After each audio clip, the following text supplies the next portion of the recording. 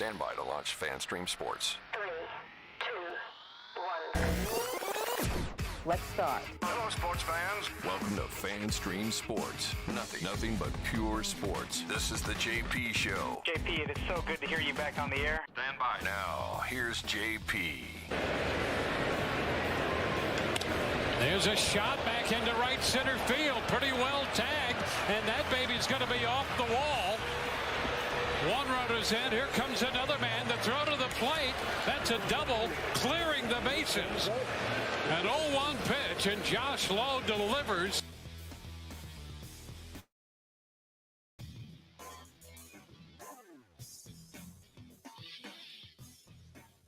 As they were well on their way to a shutout, but could not complete the shutout. That's just a shame because that was an absolute blowout in the Bronx last night. Welcome to the JP Peterson Show on this beautiful Friday afternoon or Friday morning, soon to be afternoon.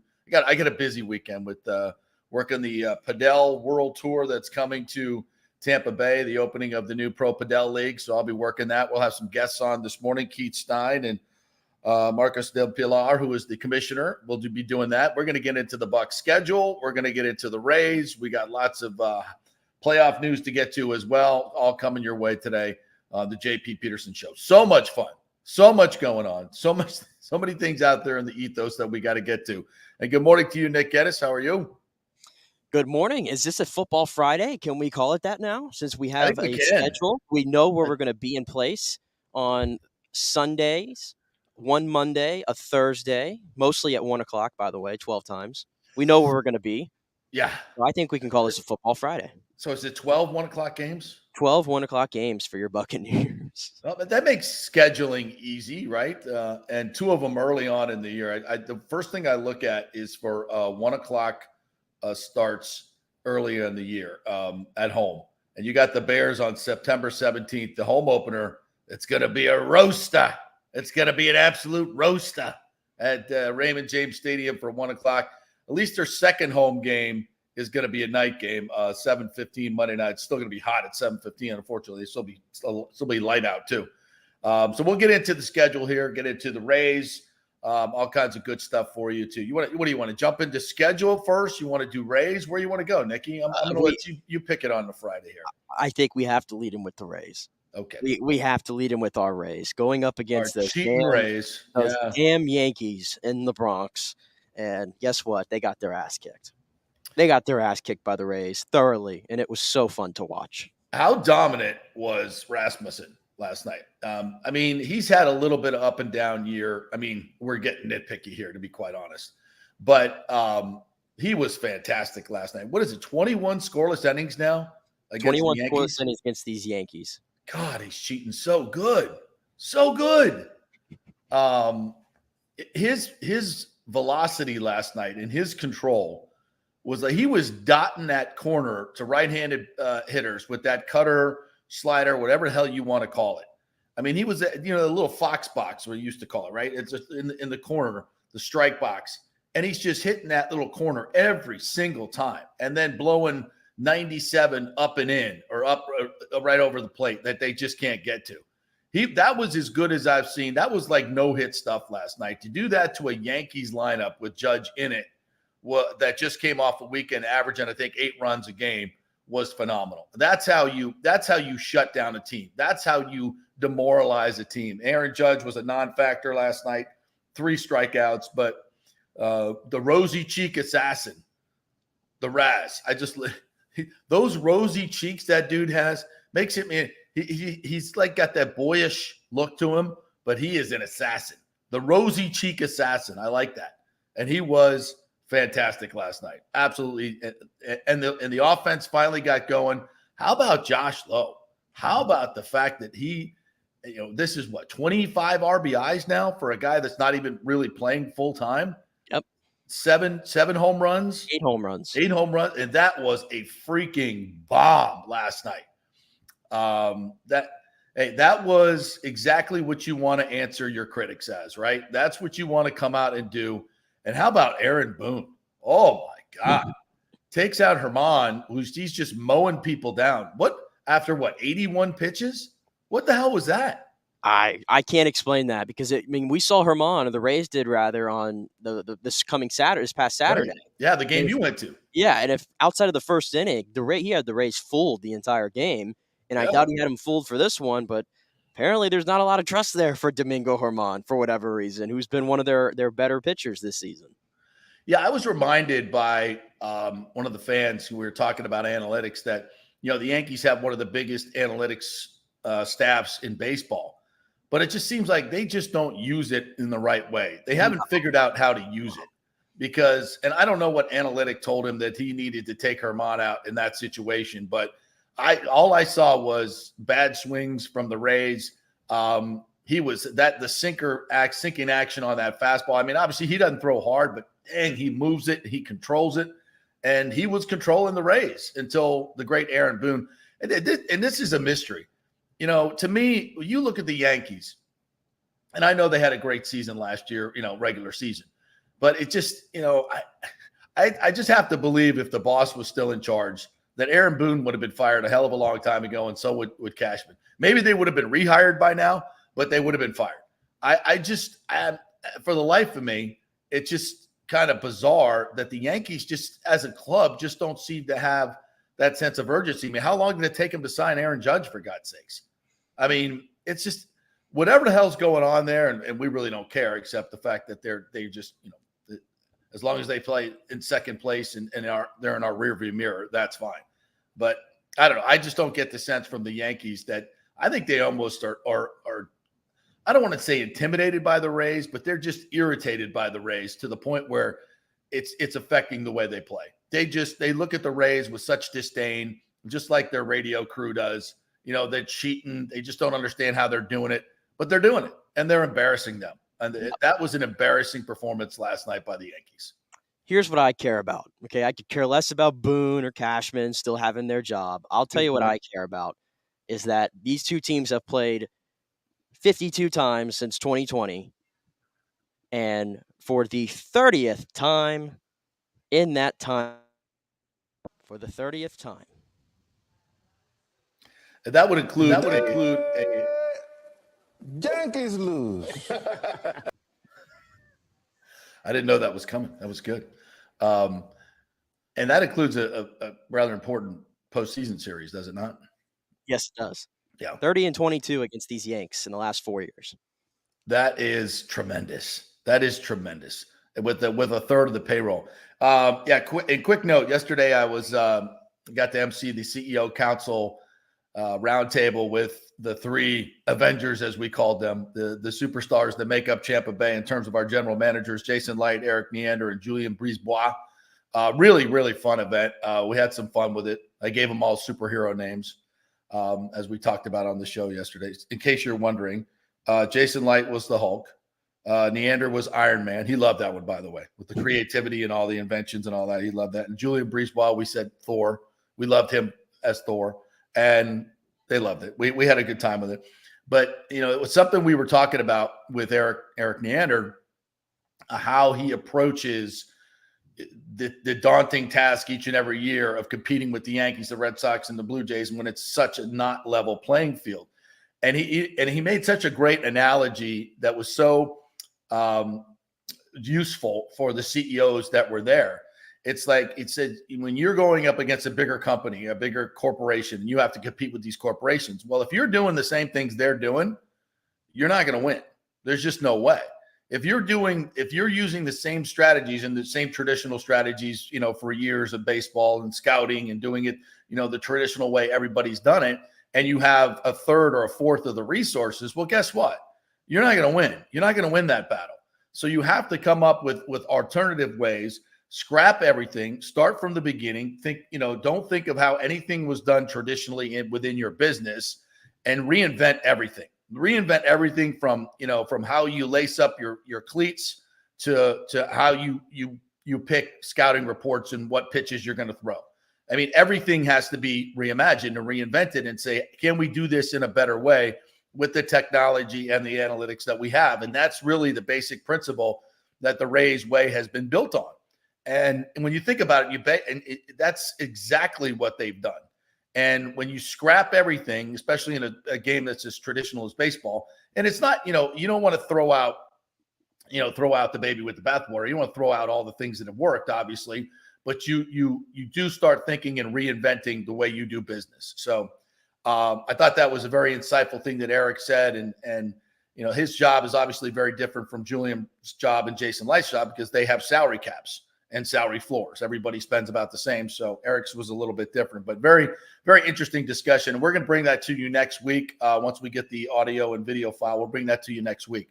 But in the end, what a tremendous, tremendous win last night to start off a 4-game set with the Yankees. We'll do some more Rays talk in a little bit. I want to get to the Bucs schedule as well. And, first things first, right? You get 2 primetime games, non-Brady. I don't know how the fan base really feels about that. I really don't care. Even I talking to Jason Light yesterday, it's kind of funny. I said, how about Peter King? That was kind of a shot. And I said, and he goes, yeah, man, how about that? 31st. He goes, now my kids, go to school and they're like, oh, are we going to be this bad? And I said, Jason, are you kidding me? You should send him a thank you card. You want Peter King to say you're the 31st team, right? Keep expectations low and over deliver, right? That's what GMs need to do. And let him. I see. He's like, you're right. Like, absolutely, it's the best thing you could possibly have.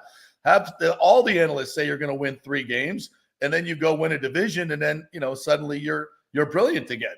And he's like, yeah, it's actually not a bad way to think about it. So if you're a Buck fan and you're like, man, we only got 2 primetime games, we're going to be kind of an afterthought. Hey, go win games. Go win games, and you get in the national conversation. Like that's how you do it, right? Yeah, I personally don't care. I know a lot of people have problems with the 1:00 start times, and I guess when you're playing at home in the heat, I get it. I understand, but I typically think the 1:00 window is the best time for football. It just seems like that's where the magic hour is. The Bucs have played. We've had our time in the sun for 3 years, having 5 or 6 primetime games over the last 3 years, and that's great. The Bucs have, did they play well in those primetime games for the most part? I'd probably argue no. No. They still got 2. And listen, these 2 primetime games, could you ask for any better opponents? You get Monday night, week 3 against the Eagles, the defending NFC champions. If I were a betting man, this is some things are just so perfect and so obvious. Right. This is where Rondé Barber should have his ceremony on the field and get it in whatever for the Hall of Fame. It's perfect. And then you get a Thursday night game, which I hate Thursday night football. I think we all would acknowledge that. But you get it against the Bills, so a primetime opponent, and you get it in October. So you're going to miss, I think you're going to miss out on the brutal cold weather game in Buffalo there. Yeah, and you only got one really – you only play – how about this? On the road, they only play 4 games outside this season on the road. And only one of them should typically be a cold game, and that's going to be Green Bay December 17th. That's it. Yeah. Yeah, I think just from a juxtaposition, the worst part about this schedule is obviously the early bye in week 5. Not great. It might be a chance if Baker or whoever wins the job is not getting the job done, then it might be an opportunity to make a switch there early in the season. So I guess that could be a positive. You just never know. At the Vikings in the season opener, always a tough place to play up there. It's so freaking loud. But it's not undoable, right? That's a game you can go up there and win. You get the Bears in the home opener. They're not a good football team. Are they better than they were? Sure. Will Justin Fields be better? Yeah, I think he will. But you got a lot of inexperienced quarterbacks on this schedule. Then you got the Eagles on the Monday nighter. We talked about that. Then you're at the Saints October 1st. Always a huge game there. Derek Carr. What have you? Then you get the bye, right? And then you have the Lions come to town, which I think will be they'll be better. There's no question about it. And they were pretty good last year. Then you get the Falcons at home, so 2 straight home games, 1:00 in October. You would hope the weather would be a little better, but it's still hot as hell in October, as we know. Then you get the short week at the Bills for the Thursday night game. Then you get your mini bye. And you got to go play the Texans. I would rather have a tougher team to play in my mini bye, but then you go and play at Houston. And you got the Titans at home. That's at 1:00 on November 12th. Then you go out to the West Coast, 2 straight road games at the 49ers. And there's this, I think their stat that teams last year were 0-16 after they play the 49ers. So then we got to go play Anthony Richardson and the Colts on the road again. So a game that you would have hoped to have won is in a tough position now. It's back-to-back road games, and you're playing them after the 49ers. So there. Then you get the Panthers at home.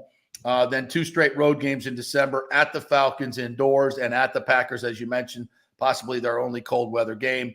And then we got the Jaguars at home on Christmas Eve, and then New Year's Eve, the Saints. So if you're a football fan and you don't like being with your family, this is a beautiful schedule for you. You get to go to a Bucs game. Sorry, family, we're leaving. I'm getting the hell out and going to so that's a good thing if you hate your family. And then at Panthers, Week 18 TBD. I don't know if I've ever seen that on an NFL schedule, to be determined. So we'll get into this a little bit more. We're going to take a quick break, and when we come back, we're going to talk Adele. Yes, this is the sport that's taking over the world, another racket sport that's very, very exciting. And coming here to the Tampa Bay area, we have the commissioner, Marcos Di Pilar, who will join us next, and we'll chat with him about this humongous event. Stay with us. Quick break.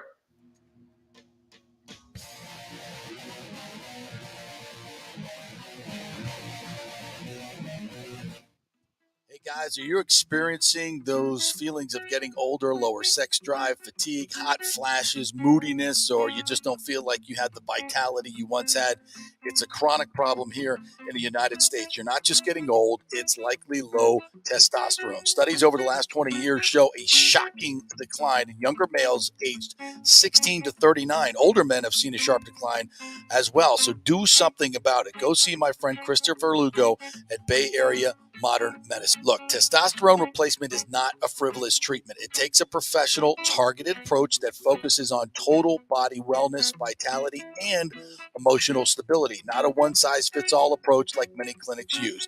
They will monitor your blood work and adjust your treatment as needed for optimal results. Folks, I've been on testosterone therapy for over 6 years, and it is a life changer. You will feel and look better than you did 10 years ago. Give them a call at 844-977-3477 or go to BAMMC.com. Tell them JP sent you for priority scheduling. That's 844-977-3477 or BAMMC.com. JP here for the Jeeves Law Group. Have you been injured in an accident, in an auto accident, truck accident, motorcycle accident, at work, or at a place of business? Well, call the Jeeves Law Group and get the personal attention that you deserve. I made the mistake many, many years ago with going with one of the bigger law firms, the national law firms. And let me tell you, getting a call back from those folks was next to impossible. Weeks and weeks would go by, never get a call back. That doesn't happen with the Jeeves Law Group. Personal attention is what they're all about. When you call the Jeeves Law Group, you will be part of the family. They will represent you in a vigorous and aggressive way against the insurance companies. These larger companies will promise bigger settlements, but it's the Jeeves Law Group that will get you the best results. If you're tired of dealing with these bigger law firms, check out the Jeeves Law Group. Go to JeevesLawGroup.com, tell them JP sent you, get a free consultation. It's the Jeeves Law Group. Scott Jeeves has been representing clients in the Tampa Bay area for over 25 years. Give them a call. It's a free call, 727-894-2929, 727-894-2929, or go to JeevesLawGroup.com. During COVID, over 1.7 million people were added to the Florida Medicaid rolls, but as of April 1st, 2023, most of these people may not be eligible for the Medicaid coverage and will lose their health plan. If you have been notified you are losing your coverage, don't freak out. It's very likely you can apply for a federal subsidy under the Affordable Care Act. Just call 877-652-0244. Our representatives will walk you through the whole process, get some basic information on your income, number of kids, and then they'll find a plan that best fits your needs. In fact, with the new laws, 90% of Americans qualify for reduced or free health care. You can select great plans like Florida Blue. That's my carrier. Love them. Paying $800 left after making the call. 877-652-0244. Our highly trained professionals know all the intricacies of the new laws. They will do all the work. You save tons of money. So if you're being dropped from Medicaid, fear not. Call 877-652-0244. Get real health insurance, free doctor visits, free blood work, no deductibles. 877-652-0244. Coming back at you. Now, more with JP on FanStream Sports. It's only just begun. All right, welcome back to the JP Peterson Show, brought to you by the Jeeves Law Group and Bay Area Modern Medical Center. There's a lot of great sports out there, and we get very provincial about our NFL and NBA and what have you. But when it comes to international sports, there is a sport that is absolutely exploding worldwide, and it's called padel. Some people call it paddle. But we call it padel, and the Pro Padel League is going to descend upon Tampa Bay for the next 5 weekends. The greatest players in the game will be up at Zephyr Hills at the Sarah Vandenberg Complex, beautiful complex up there. The commissioner of this new league, Marcos de Pilar, joins us now. Marcos, how are you? Welcome to Tampa Bay. Thank you very much, JP. I'm super excited. On behalf of the entire Pro Padel League staff and everything, we got to let you know that we are proud. I'm very, very excited. The season is going to get, started tomorrow, and we can wait, to get all the competition and all the eyes of the world looking at Tampa Bay for 5 weekends back to back. Yeah, it's going to be fantastic. I think there are 25 million players worldwide, over 30,000 courts worldwide. 8 million players are projected to be playing in the United States by 2030. So tell us why you started this league and why you have so many hopes that it's going to take off here in the States. Well, listen, believe it or not, padel is the fastest growing sport in the world. Yeah. It's the second most important sport in Europe, after soccer. So that means that the population playing all over the world in more than 200 countries is absolutely massive. In my personal experience, I've been involved in 13 countries so far, developing the sport and growing it worldwide. So let's say that I know what is going to happen in the US because I already lived the experience, in 12 countries before. So the sport is now booming in the US. As you said, we are expecting to get somewhere in between 10 to 15 million players by the end of the decade. So we are trying to open an opportunity, for players, fans, broadcasters, brands, and everybody. So the mission of the Pro Padel League was always to create a new ecosystem to boost the growth of padel and by increasing, opportunities for everybody. And I think that we are living that legacy and bringing it to Tampa Bay is a massive opportunity because once again, all the eyes from the padel world, will be looking at Tampa Bay for 5 weekends. And you got a lot of big names involved in this sport already. One, Martin Del Potro, a major champion in tennis, is one of the strategic advisors for the Miami team. Tommy Haas, another major champion in tennis with the San Diego Stingrays. Jared Palmer, also with the Stingrays. You got Sebastian Giovenco, the MLS MVP, is one of the owners of Toronto. And there's a lot of big names involved. How'd you get all these big-time folks involved in your league, and what does it mean for the league? Well, it's a big milestone for us. Getting the support of people that are padel believers, is important. Even more if they are celebrities. We just get announced, another one. His name is Daddy Yankee. Daddy Yankee will be an owner in the Pro Padel League in 2024. It was just released, a few minutes ago. And in fact, he'll be coming, to Tampa Bay as well. So we are lucky enough to get the support of all these celebrities. And also, I want to give the credit, to the owners, because the owners of the teams are the true believers, the people that backed us up, from the very beginning. Because believe it or not, nobody put together this concept before. So we are the first one in history and putting this kind of competition by teams under a franchise umbrella, which is very familiar for you guys, here in the US, but it's not as common, in the rest of the world. So we went through so many stoppers at the very beginning, but now, we are getting the support and the recognition of all these celebrities and the investors, that are willing to participate in here. So I think that the league is in really good shape, and hopefully we can make a huge impact. And the way that I usually say that is like, we want to make a better world through padel. And the PPL is meant to be the catalyst, to grow the sport in North America, but also to create a better life for thousands or millions of people. I love it. I love that mission statement right there. Marcos de Pilar joining us here, the commissioner of the Pro Padel League, coming to Tampa Bay. So you got some big names. We got the best players in the world. Tell us about the sport itself. For those who haven't seen it, describe what padel is like.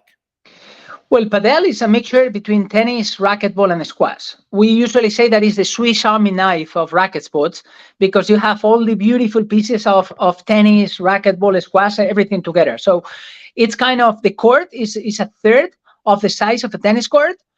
You play on tour, and 99% of the time you play doubles. Right? So it's very social, very easy to learn, hard to master, but very easy to learn, very social, and fun and addictive. Because as soon as you get to play once, man, you can't stop, I can tell you. Hopefully I'll be lucky enough to get you guys on the court one day here in Tampa Bay. Yes. This is an official invitation, by the way, so get it that way. And I can tell you that as soon as you get started, man, you can't stop, because it's so easy. It's very, compelling as well, and something that everybody can do somehow. So it was invented in Mexico by the end of the 60s. It went to Europe. It's massive, as I told you before. It's massive in Europe. It's the second most important sport, and then we are trying to make it boost, or explode in the US. And I think the situation in the US that now we are in what I usually call the tipping point, where there's no way back. The explosion is already here, and be ready, because the padel wave is coming, guys. Yeah. No question about it. And I think a lot of people who have seen the game, and I've been watching a lot of the different tournaments, and it is incredibly fast. It's way faster than tennis. It moves quickly. The players are incredibly athletic and acrobatic in the way that they play the game. And if you haven't seen it, when you talk about squash and racquetball as well, you play the ball off the back of the wall, the side of the walls, and points can go on for a long, long time. It's pretty incredible. And I know anybody who watches it, when you expose it to people for the first time, what is generally the reaction you get? Well, let's say that it is as fast as your level is. So it's very dynamic and fast for good level players, but it could be also slow and easy for beginners. That's where the beauty of the sport is, because it's pretty doable for everybody, and you can get started, believe it or not. I did that on television, live with different journalists several times. So you can get started in 5 minutes, putting the ball in play and having fun. Yeah. So obviously, the best players in the world, some of the players that we are bringing here in Tampa Bay, obviously this is a different story. They are, the best players in the world. You see them playing, and it's kind of impressive, right? But the beauty of that is that it's also very equalizer. You can play with different levels on the same court, and all of them having fun. Yeah. And it's, like kind of hanging out with friends, because you are enclosed, in a very beautiful court surrounded by glasses, right? But you are kind of hanging out because the four of you guys are pretty close. You can talk, you can make some jokes, while playing.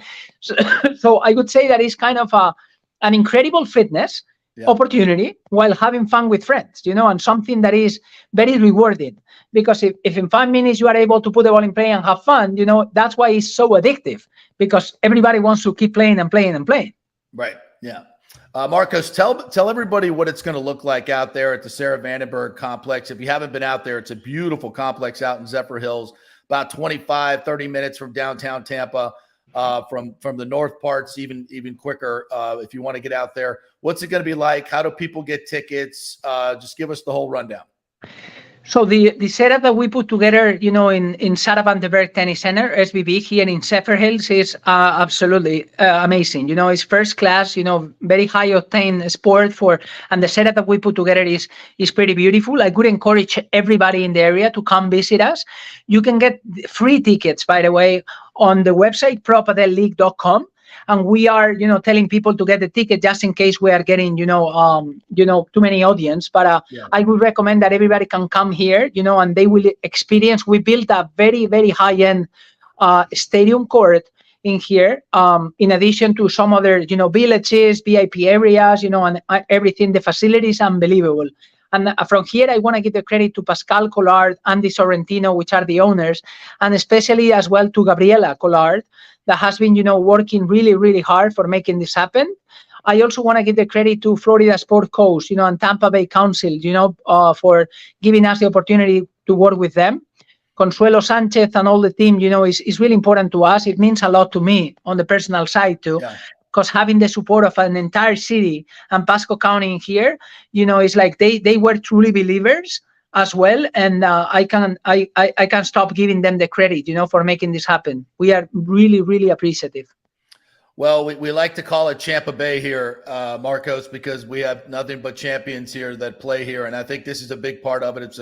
We thank you for selecting Tampa Bay, and I think anybody that's involved in racket sports or just a sports fan, come on out. Like we said, the tickets are free. ProPadelLeague.com. That's a great correct. Setup for this weekend. If you got a couple hours, you want to check out something new and incredibly exciting, the best players in the world, come check it out. It's going to be fun. I'll be out there all weekend. Marcos will be out there. Come say hello. We're going to have a lot of fun. Looking forward to seeing you guys this afternoon, Marcos. Thank you so much for coming on. Absolutely. Thank you very much, guys. Appreciate you. Yeah. Bye. Marcos De Pilar there. This is I'm excited about this. This is going to be fun. I mean, this is, when I tell you I can't get into spring football leagues, because this is just time. It's just time for different sports. I want to watch the tennis majors. I want to watch the golf majors. I want to get into the hockey playoffs, the NBA playoffs. It's not my time to watch football. We could talk about the NFL. We could talk about the schedule, but I want to go experience some of these new sports. And I actually played pickleball for the first time yesterday. And and now padel is way different than pickleball. I mean, it is a smaller court. Pickleball is even smaller than padel, but it is kind of a racket back and forth sport. I mean, obviously when you're playing it off the back walls and the side walls, padel is very, very different. Pickleball is, I think, made for more less athletic people, more social game. But it's fun, man. I so enjoyed playing it yesterday. We had a pro come out and teach us some fundamentals. And I'm hooked. I'm hooked already. I want to play padel too. Padel. I used to play a little racquetball in my day, back in the day. And actually used to play a lot with Brad Johnson when he was a quarterback at FSU. We'd go out and play racquetball. And I just love it. I love the game. I love the angles. And so to play padel is just kind of way juiced up pickleball. And I think it's going to be incredibly, I think this league is going to do well. And I think it's going to boom. I think it's going to boom in the US. It's so funny. Like as you get older, and like, I'm not even old by any means. I'm only 24, but I find myself more wanting to play these type of sports. Right. Pickleball. Like I play pickleball every week. Right. I played racquetball when I was in college, and whereas how many times do I throw a football? Not really. Yeah. Not really. Baseball, I hadn't thrown one, and now I play softball every week, but for years I hadn't really touched one. Like I'm more interested in playing these type of sports now because they're social, they're easy to kind of pick up a little bit, and you can find courts anywhere now. You can find courts anywhere now for this kind of stuff, and it's free to play. And listen, I love playing sports that are free. Yeah. I love doing it. So definitely excited to see it. Yeah, and even a lot of the cities are transforming their tennis courts into pickleball courts as fast as they can, although the city of Tampa, somebody told me this the other day, they were like, yeah, we're going to build a bunch of pickleball courts underneath the Selman right there near Bayshore. And everybody got so excited. They're like, yeah, expected completion date 2028. For a pickleball court? Welcome to government. That's how your city works. We'll get around to it until 2028. We'll figure it out. Yeah, whatever. But they got some great courts over at Julian B. Lane, Hillsborough Community College, but they don't have enough. They can't build them fast enough. And I think padel, obviously, it's going to cost more to build those courts, so it'll probably be. But I think that's going to be something else. You're going to want pickleball courts and padel courts like right next to each other. There, and I think there's a couple of big developments that are on the board in Tampa and Pinellas, like huge indoor places that are going to have bars, restaurant, and then all the pickleball and padel courts around it. So it's cool. If you're not gotten into it, check it out. And padel especially, come see it this weekend. And the next 5 weekends, if you can't make it this weekend, we're going to be playing it. By the way, they have Cancun has a team, LA, San Francisco, Toronto, Miami. Tampa Bay doesn't have a team yet, but Orlando is getting one. So Daddy Yankee, the big music superstar, Latino music star, is the new owner. So he'll be out there this afternoon. I have to interview him, so I'm brushing up on all of his wonderful accolades. And I've actually heard a few of his songs. I don't dabble a lot in the Latino music world, but Very good stuff. So he's going to be mega star. I know that. Mega star, huge star, like Enrique Iglesias level star. I mean, his bio is just ridiculous. So he's going to be part of this. And as I mentioned, Del Potro, Tommy Haas, Sebastian Giovinco, who you know from MLS, is a big. So he'll be there today. We'll be interviewing him. So I'm going to get interviews with all these folks, and we'll bring them back for next week. All right, we're going to take a quick break. When we come back, you guys are commenting on the Bucs schedule, so we'll get back to that, talk a little bit more about the Bucs schedule. We're going to go over some more from Dave Canales. And by the way, rookie minicamp starts today, so we'll start getting some video of these guys out there in their new Bucs uniforms. Very exciting time for Bucs fans as well. We got more Rays, NBA, all kinds of stuff. So stay with us. Quick break.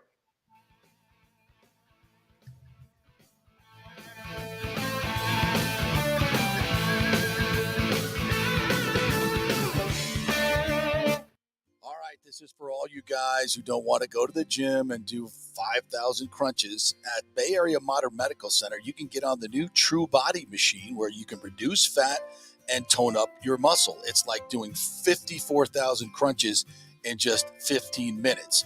Define your body as you see fit. True Body offers personalized muscle stimulation that delivers the equivalent of those 54,000 crunches in just 15 minutes. Just get in touch with them at Bay Area Modern Medical Center, BAMMC.com. Chris Lugo and the team over there will set you up on True Body and get amazing results. Non-invasive with comfortable and little to no pain and zero downtime. You can isolate and target those areas that you want to improve and treat multiple areas simultaneously. It's an amazing machine, so check it out at Bay Area Modern Medical Center, BAMMC.com. Well, Fitz the mortgage guy did it again. A listener heard his ad, was going to another big bank, but called Scott Fitzgerald at American Mortgage Services of Tampa, and Fitz saved him $618 on his monthly payment. Are you kidding me? Folks, that's big money. Rates are going up, they're going down, they're going all over the place. Scott will shop your loan and save you lender fees and get the best rates. Email him, scott@amstampa.com, or call 813-294-7595. That's Fitz, the mortgage guy. Lots of stuff going on right now, and these rates are going all over the place. You need somebody knowledgeable in the market that will work hard for you and get you the best deal. That's my man, Scott. He's done 3 loans for me, done thousands of loans for local folks here, works with a lot of the coaches and players in the area. He's the guy. 813-294-7595, or go to scott@amstampa.com. Insurance coverage can be confusing and expensive. I mean, where do you start? Which companies can you count on to pay out fast and fair? Well, call the great folks at Italiano Insurance. It's a family-owned business. Jeff and Nat Italiano are carrying on the 60-year-plus tradition of giving amazing customer service and giving back to the community through their annual backpack drive for needy students and their support of the local pediatric cancer patients. But it's the customer service that sets them apart. They can shop all your insurance needs and save you big-time money. Don't hop on the internet and waste time looking at some bogus reviews. Talk to knowledgeable agents and not some voice-generated robot. These are confusing times for homeowners, and Italiano's team of experienced professionals can provide the right coverage for every situation: home, auto, business, life. It's Italiano for all the pieces of your life. Call 813-877-7799 or go to italianoinsurance.com. Let's go. Right now, back to the show with JP on FanStream Sports. All right, welcome back to the JP Peterson Show here on this Friday as we get ready for the weekend. It's going to be fun because we got Yankees, Rays all weekend long, and a great start for the Rays yesterday with a 8-2 Bronx blowout. Who's going today? Is it Sugar Shane? No, Sugar. Who's pitching today? Let me check real quick because I know yesterday I looked and we were TBD. Yeah, that's what I on thought. Who was pitching. So let me see if Kevin Kelly is going to be the opener today. Okay. And we got Garrett Cole going back to the mound for the Yankees tonight. Ooh, that's advantage Yankees as far as they think. We'll see. We'll see if Garrett Cole's spin rates are what they're doing. See if he's cheating again today. Let's get to some of the comments here. We got some new commenters in there. P. Simpson, welcome to the show. We appreciate you jumping in. And some of our regulars are in as well. There's some good comments here that I really hadn't thought about. And number one, as Thomas Casper points out, You got flex scheduling weeks 12 through 17. So there's a chance that some of those games will be moved into prime time. I'm looking at some of them. I don't think any of the NFC South division ones. The Packers game, December 17th.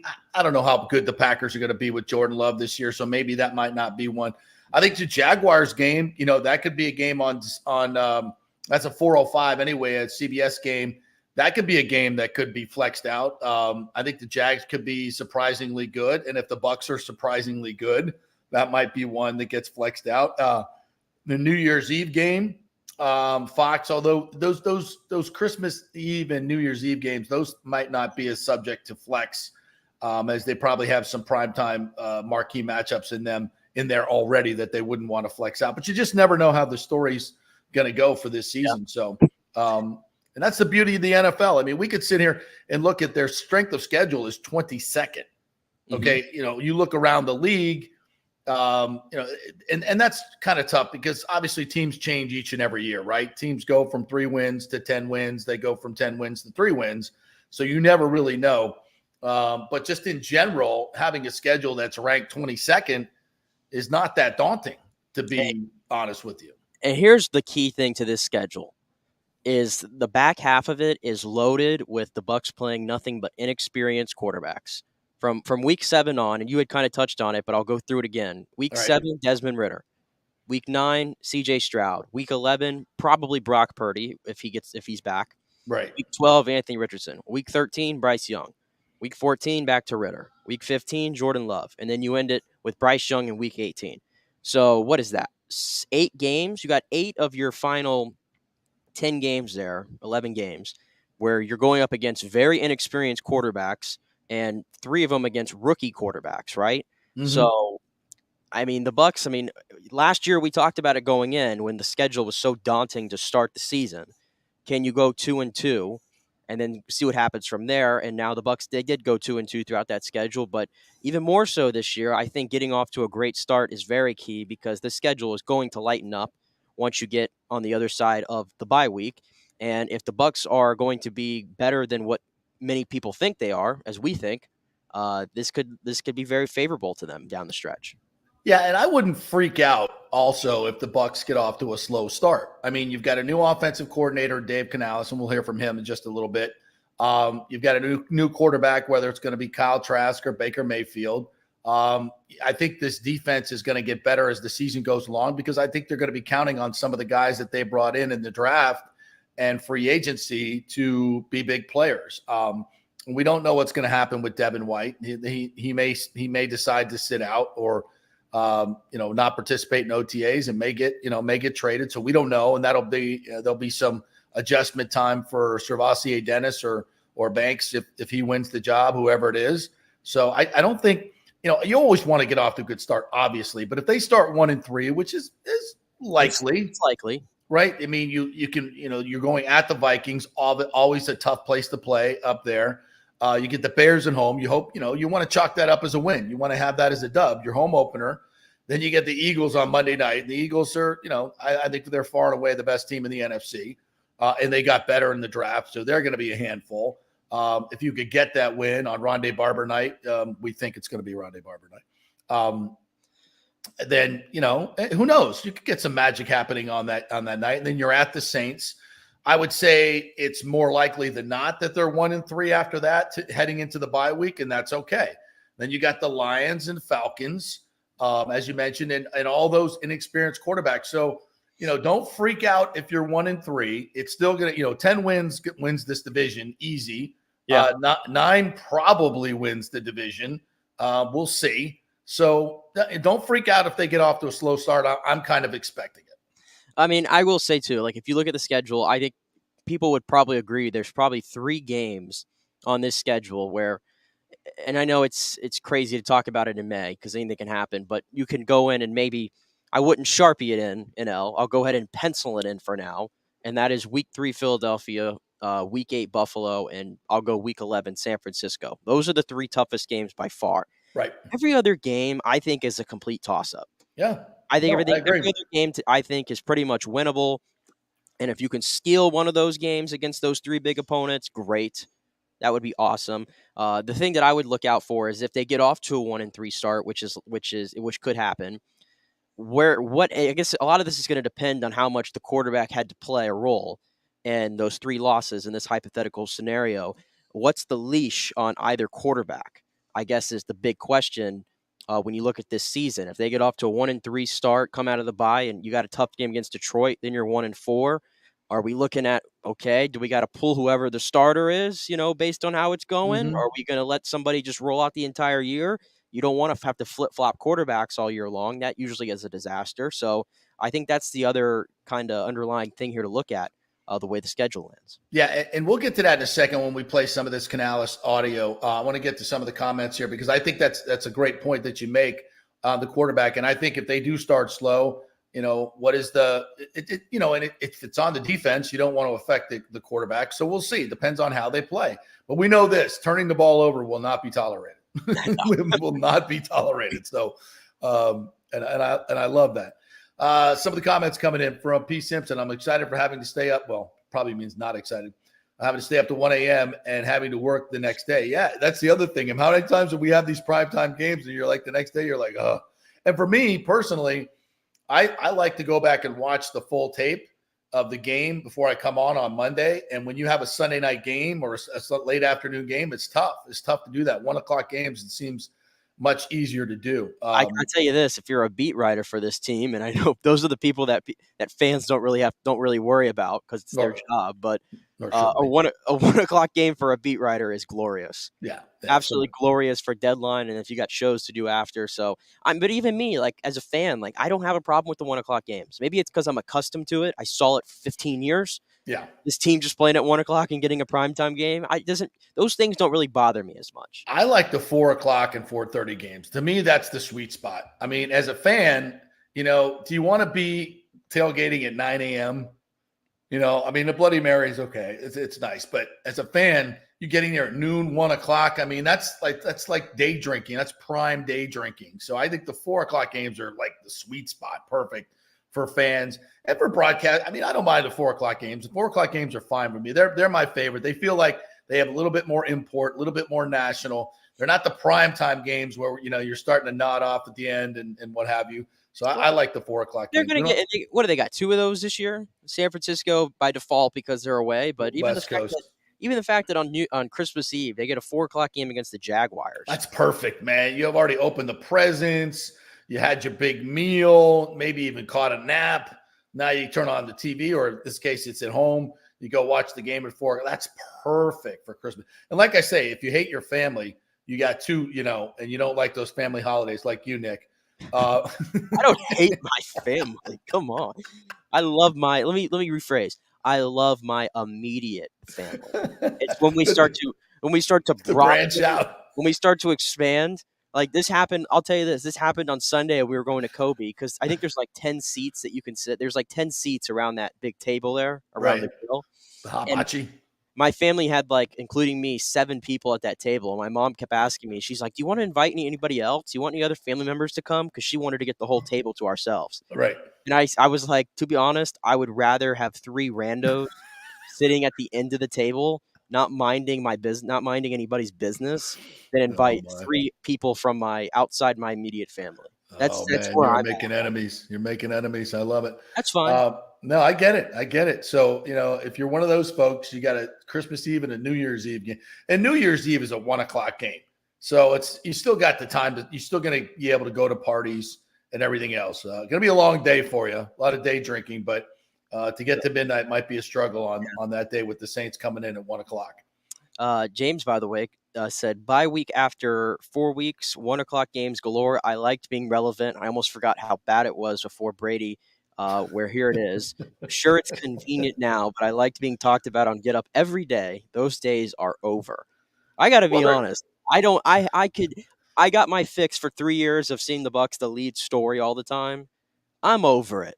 Like, I can't imagine being a Cowboys fan and having every part of my team nitpicked constantly and my quarterback talked about constantly. And then when they're covering your team, you understand that these national media folks just really aren't really paying attention to your team as much as you think. Exactly. They're usually very off base. So I have no problem with it whatsoever. And the Bucs have Baker Mayfield. He's a big name. If he's the starter, they'll get their share just because Baker is a big name in the NFL. Yeah. They'll get their share of pub.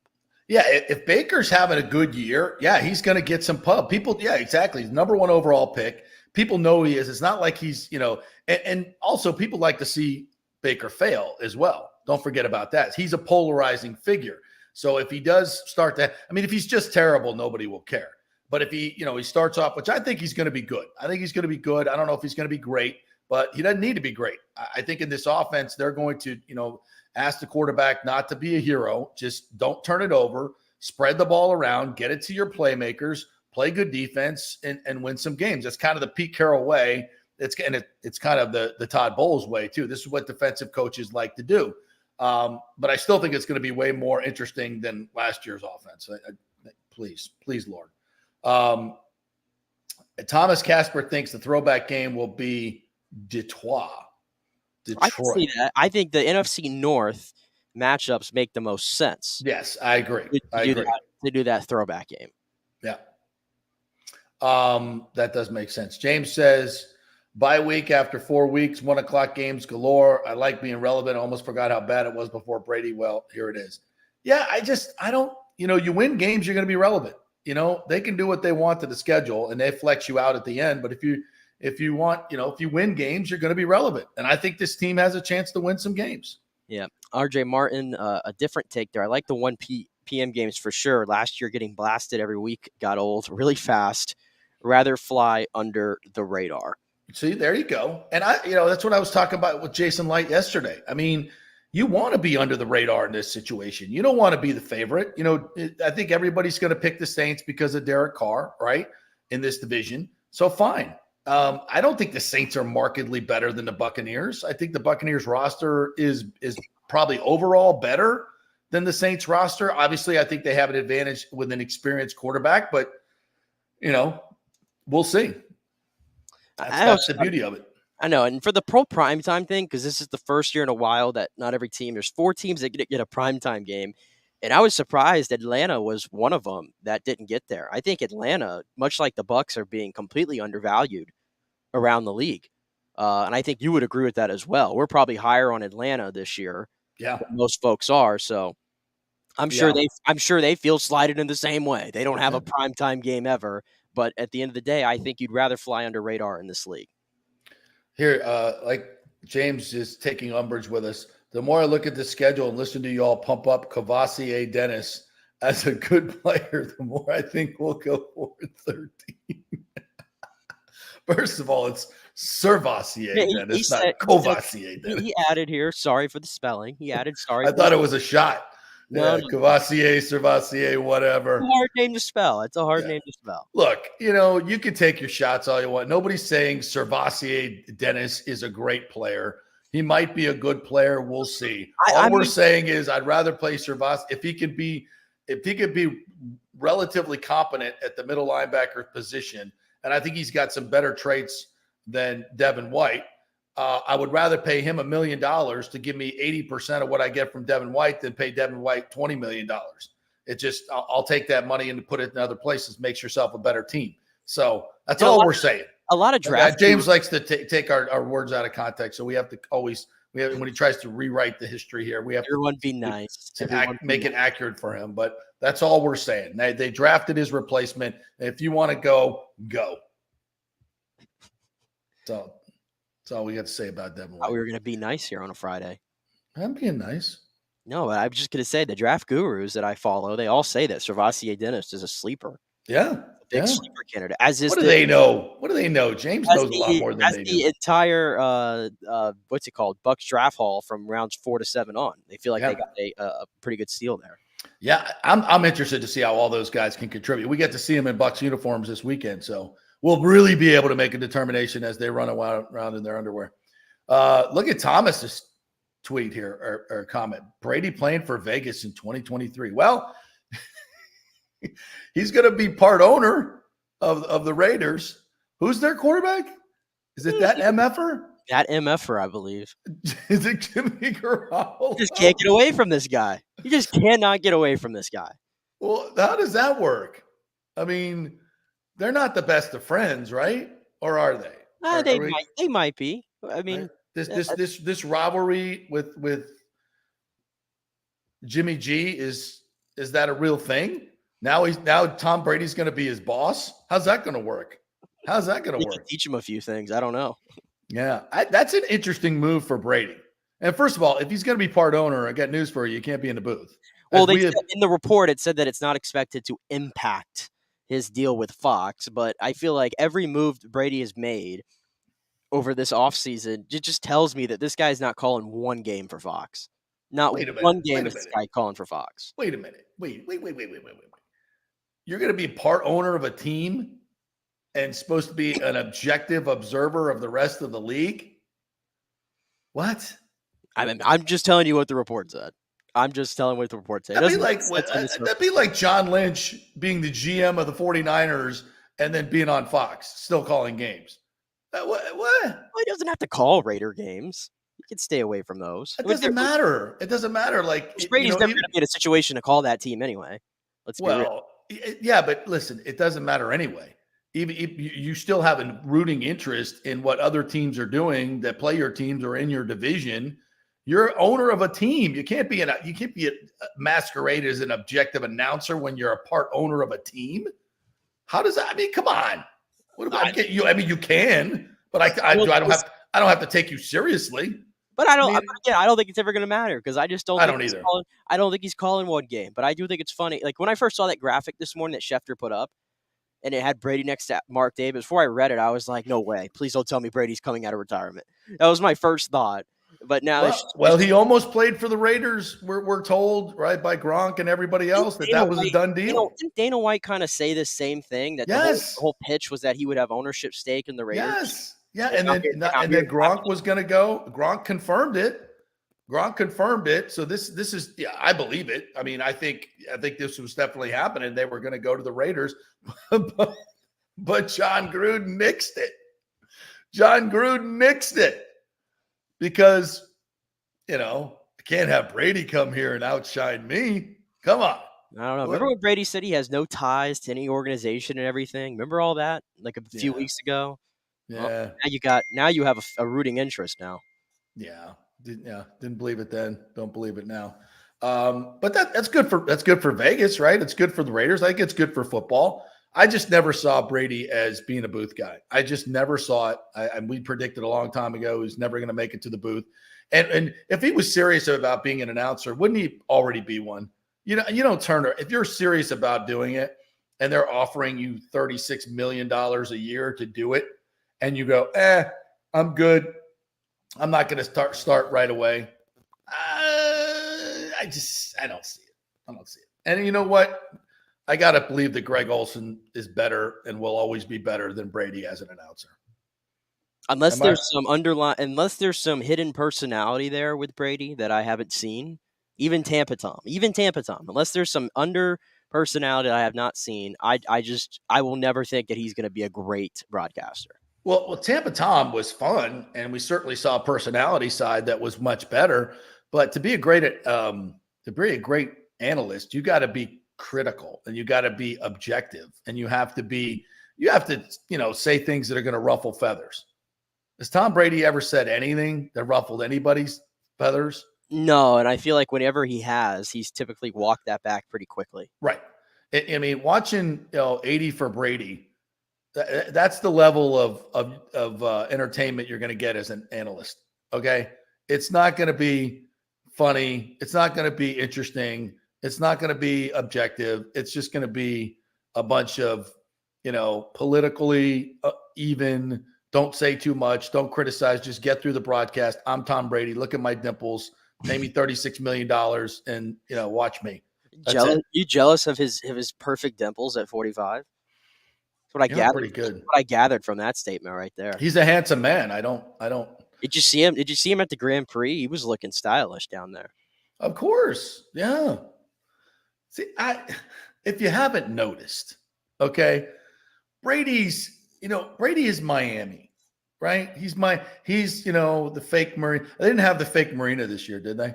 At the Grand Prix? I don't believe so, no. No, did they finally say that's probably that made us look stupid? So, but that's Miami. It's the fake marina. It's the Grand Prix. You got to be out, be seen, show up in the stylish clothes. You got to have the right, pay $25,000 for this T-shirt, $20,000 for those shoes. You got to do that, because if you don't, people will criticize you and on Twitter, like, oh my God. And then your self-image is going to be shattered because of some people that you don't even know on Twitter said something about you. So that's kind of the Miami people, right? That's the kind of, it's not my world. It's not my world. Let the record be shown, though, that you are a South Florida baby, though. I am. Let the record be shown there. And let the record be shown I haven't been back in 8 years, I think maybe it's been. No desire whatsoever. None, zero. That's just, you can have Miami. You can have Miami. You can have South Florida. You can have that airport. After I saw that airport on this last trip, you can have it. Which one, Miami? The Miami airport summed up everything that I've always heard about Miami and what I saw when I visited there years ago. It summed everything up for me. Yeah, and then I saw Tampa's airport, and I'm like, yeah, this makes sense.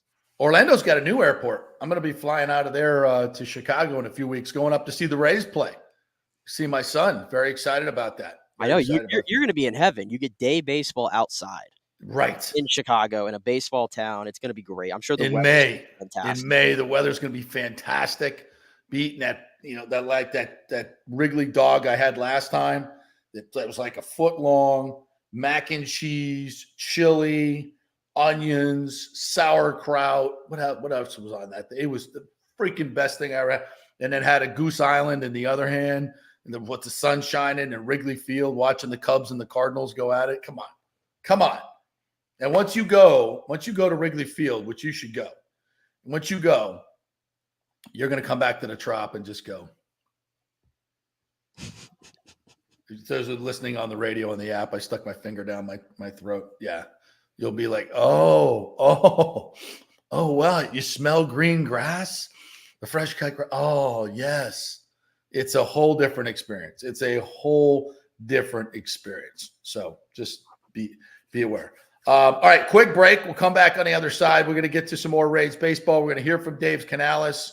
Our man Fitzy is going to join us. Scott Fitzgerald, and regale us with one of the great stadium stories of all time that we touched on earlier this week. That was a highlight of the show. So lots more coming your way here on the JP Peterson Show, brought to you by the Jeeves Law Group, personal attention. So give them a call, contact them through the website, jeeveslawgroup.com. And Bay Area Modern Medical Center, get on the True Body machine that's like doing 50,000 crunches in 15 minutes, and you don't have to do one sit-up. It makes you lean and mean, BAMMC.com. Back at 3.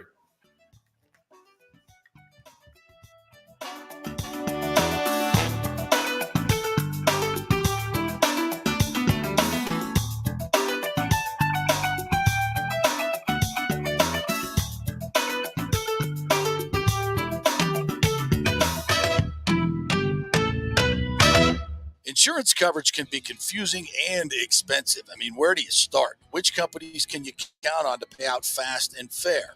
Well, call the great folks at Italiano Insurance. It's a family-owned business. Jeff and Nat Italiano are carrying on the 60-year-plus tradition of giving amazing customer service and giving back to the community through their annual backpack drive for needy students and their support of the local pediatric cancer patients. But it's the customer service that sets them apart. They can shop all your insurance needs and save you big-time money. Don't hop on the internet and waste time looking at some bogus reviews. Talk to knowledgeable agents and not some voice-generated robot. These are confusing times for homeowners, and Italiano's team of experienced professionals can provide the right coverage for every situation: home, auto, business, life. It's Italiano for all the pieces of your life.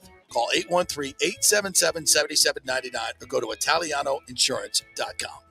Well, Fitz the mortgage guy did it again. A listener heard his ad, was going to another big bank, but called Scott Fitzgerald at American Mortgage Services of Tampa, and Fitz saved him $618 on his monthly payment. Are you kidding me? Folks, that's big money.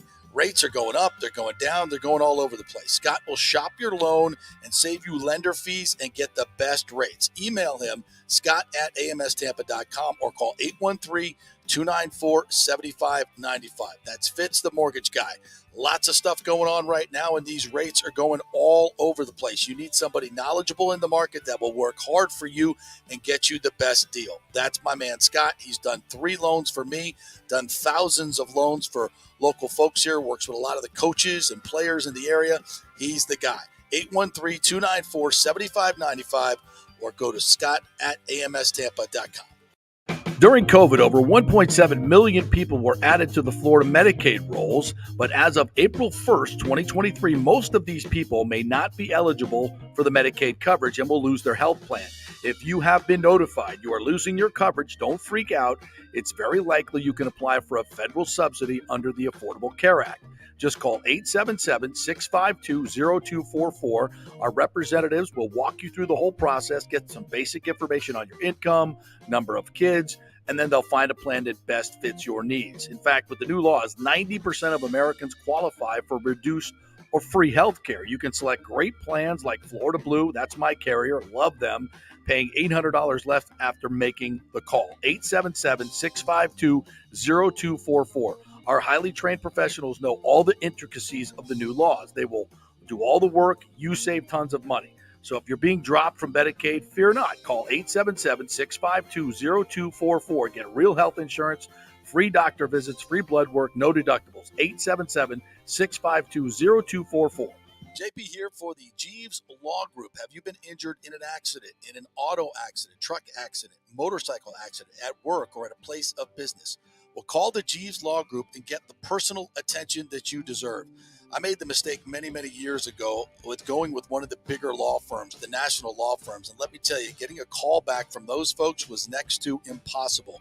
Weeks and weeks would go by, never get a call back. That doesn't happen with the Jeeves Law Group. Personal attention is what they're all about. When you call the Jeeves Law Group, you will be part of the family. They will represent you in a vigorous and aggressive way against the insurance companies. These larger companies will promise bigger settlements, but it's the Jeeves Law Group that will get you the best results. If you're tired of dealing with these bigger law firms, check out the Jeeves Law Group. Go to jeeveslawgroup.com, tell them JP sent you, get a free consultation. It's the Jeeves Law Group. Scott Jeeves has been representing clients in the Tampa Bay area for over 25 years. Give them a call. It's a free call, 727-894-2929, 727-894-2929, or go to jeeveslawgroup.com. Ladies and gentlemen, are you looking to lose weight or just lean up for bathing suit season where there are so many diets and chiropractors and weight loss clinics out there? You don't know where to start, right? We'll start at Bay Area Modern Medical Center. Chris Lugo, PA, and his professional staff will devise a personal plan for you that gets results and will help you keep the weight off. Everybody metabolizes food and supplements differently. Many of these other approaches are designed for the masses. So how's that going to work for you specifically? It's not. Chris will spend one-on-one time with you to find out what works best for you so the weight comes off safely without the use of harmful drugs and side effects. Call 844-977-3477 or go to BAMMC.com. Tell them JP sent you for priority scheduling. 844-977-3477 or BAMMC.com. Ladies and gentlemen, Let's rock. This is FanStream Sports with JP. All right, welcome back to the JP Peterson Show here on this Friday as we get going in the 11 o'clock hour. Much more to come. We'll hear from Dave Canales, the Bucs' new OC. We'll hear from Kevin Cash on last night's big 8-2 win. We will hear from Dennis Rasmussen and Who is Dennis Rasmussen? Who is that guy? Drew Rasmussen. You don't remember Dennis Rasmussen, the big lefty? Dennis Rasmussen. That's a real person? Yeah, he was a big lefty. Pitch for the Reds. Who else did he pitch for? Maybe I see him in a blue uniform too. Big sucker from Orlando, big lefty. Padres, Yankees. I see it here. Yeah, big fella. Yes, pitched for the Yankees. That's right, he did. You guys remember Dennis Rasmussen, right? Drew, Uncle Drew, the rosy cheek assassin, as I like to call him. You ever notice that on he's got the red going and then those big rosy cheeks like Santa Claus-esque. I typically am not looking at his cheeks, so I'm going to be completely honest with you when he's pitching. Yeah. I just not noticed those red rosy cheeks that you speak of. Well, when you play his interview on Twitter where you see it and we don't, you'll be able to see that. We'll play that here in a little bit. Yeah, back to the Rays. The bad news from last night, Wander Franco got a little neck spasm. He kind of like tweaked his neck in the batter's box. And I think we do that all the time, right? I've done that. You sleep on it wrong, get a little something. Yeah. So I don't think it's serious at all. It's not. He said after the game that he was feeling better. So maybe he gets the day off today, or maybe he's right back in there. But it doesn't seem like it's a big issue. Just on the topic of injuries, before we get back to last night's game, it looks like we've avoided anything serious with Tyler Glasnow. And he's going to resume his rehab immediately in Durham. So, again, cross your fingers. Cross your fingers that it really is not as serious as they say, and that he can get through his 60-pitch rehab outing without any setbacks there. Yeah, I talked to Eric Neander yesterday about that, and he even told our whole audience yesterday that he didn't think it was serious, that it was – in fact, he didn't throw a pitch and come out of the game. Is when after the first inning, when he was sitting in the dugout, he kind of felt a little bit of tightness. And they said, okay, well, then you're not going back out for the second. So it wasn't like he threw a pitch and went, and got pulled out of the game. He can't just went and sat in the dugout and said he felt some tightness and got really pissed off about it. So hopefully this is not a major setback for him and he can get back out there. But even with Wander, it's nice to be able to put Taylor Walls in it short, and a guy that has a phenomenal glove. I mean, is his glove as good as Wander's? His glove is better than Wander's. You think? I mean, I hate saying that. No, that's not a hot take or anything. Taylor Walls is. I think, yeah. He's an elite defender. So, and when you're hitting 290, with 6 home runs, like it's. I hate to say this, but it's not much of a drop off if we have to go with Taylor Walls for a couple days. Which is crazy to say. Well, I think Taylor Walls, personally, at the moment, and I'm not saying this long term, I'm not giving up on the guy, but at the moment, Taylor Walls, assuming Wander's good to go at short, Taylor Walls needs to be your everyday second baseman. Going forward. I agree. It's come to that point. Brandon Lau, yesterday was back in the 3-hole, right? And he was the only guy in that lineup without a hit. The only guy without a hit in that lineup. So his struggles continue. Now, the good thing, he got lift on his ball, I think, 3 times, and one he hit to the warning track. So maybe he's getting closer, and it was all off speed too. It was all off speed, and he was just probably a tick out in front of a couple of those. So hopefully he's getting back to being closer. That being said, I don't care for the matchup tonight if he's in the lineup against Garrett Cole. I don't think that's a great person to go up against if you're looking to snap out of a funk. Yeah. But given the way Taylor Walls has played, and even last night he was big for the Rays as well, I think he needs to be the everyday second baseman at this moment. Yeah, I would agree with that. But they, this organization loves Brandon Lau. They love him and they give him every chance. And when he gets hot, it's good to see. But there comes a time where that inconsistency is just, it hurts when you got too many guys that can hit. It's not a luxury that we can afford to keep putting him back in there when we got guys sitting on the bench that are hitting 300. So, I think there's other guys that don't play as much as Brandon Lau typically, like Josh Lowe being one of those examples. Who needs more at bats. He needs more at bats, and especially on the road. This guy has to play every road game. His OPS, I don't know if you saw, is over 1,200. He's like the second best hitter in the league on the road this season. So I'd pencil him in or sharp. We know certain people just don't hit well in the trop, right? Willie Adames.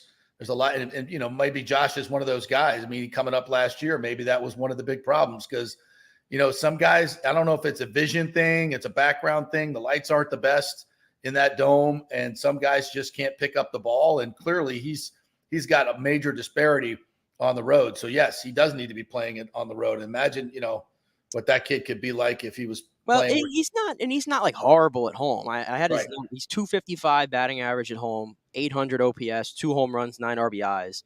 But on the road, and it's the same amount of games that he's played, he's 6 home runs, 16 RBIs, hitting 373 on the road. Yeah. So there's a big disparity. There's a disparity there, but even his home numbers, they're not horrible, right? They're probably just, average to above average, which you balance that out, you get what you have with Josh Lowe. And I'd argue right now, and we still got some time to go, but Josh Lowe is playing himself into the all-star conversation, I think. Now, and I think a lot of the Rays are. Like, at this moment, I think Wander Franco, depending on how popular he's become around the league, maybe he gets the fan vote at shortstop. I don't think that would surprise me. He seems like he's taken off a bit with popularity. Yeah, absolutely. Randy for sure, right? Might be one of those popularity votes. And then Yandy, I think Yandy's been one of the best players in all of baseball this year, all around. And then you throw Josh Lowe. I think you got 4 guys in that lineup that are deserving of all-star nods at this point. No question about it. And I don't know. I'm not listening to Carton and Roberts today, but I'll be interested to see what they say about the. So, do the Rays cheat on the road too? Is that just at home? I think that's just at home because they tapped Just into at the home. pitch, the pitch system. They think that's where they're getting the pitches. Just at home. Just at home. Just at home. Okay. Everything happens on the road. It's pure luck. It's pure luck. By the way, if you're going to respond to them, I mean, I thought we had a pretty good response on Monday. If you missed it, was it Monday? Whenever it was. Tuesday. I thought we had a pretty good response. It was fun. We had some fun with it. And I did have a request to respond to Carton again with Vinny Boombatz from the Bronx Pizzeria about last night's game. So I may have to cook something up here. But in the meantime, let's listen to – you want to do the Josh Lowe home run? Because that was a bomb. That was a bomb. Give me the Josh Lowe home run followed by the Kevin Cash post. That baby's going to be off. Wrong highlight there. A lot of highlights here from last night. Let me get to Josh here. Here we go. And now it's just constant pressure. There's a high shot back into deep right center field. That baby is going to go over the bullpen up into the stands. What a blast off the bat of Josh Lowe. His 8th home run of the year. What we get for numbers on that one, Nikki? Numbers? We got 435 distance, and we got 109 off the bat, which is amazing because if you look at that swing, it was so easy. Man, there wasn't some violent swing to that. And as Dwayne pointed out there, to get it over the bullpen out in right center field at Yankee Stadium, that's really tough to do. You have to really connect with that.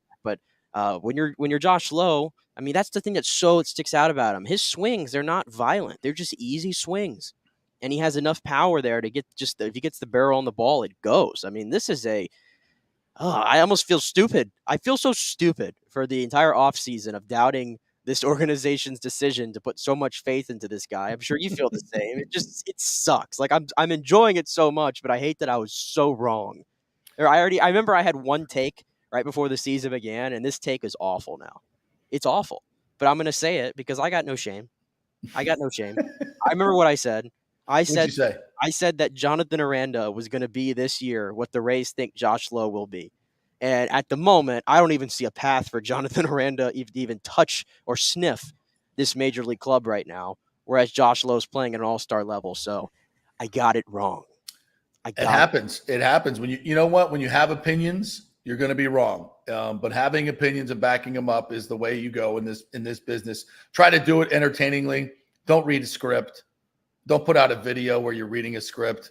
It looks stupid. It looks really, really stupid. I'm not sure what you're talking about, to be honest. And don't try to flex by saying, I'll come up there and stay at my parents' house.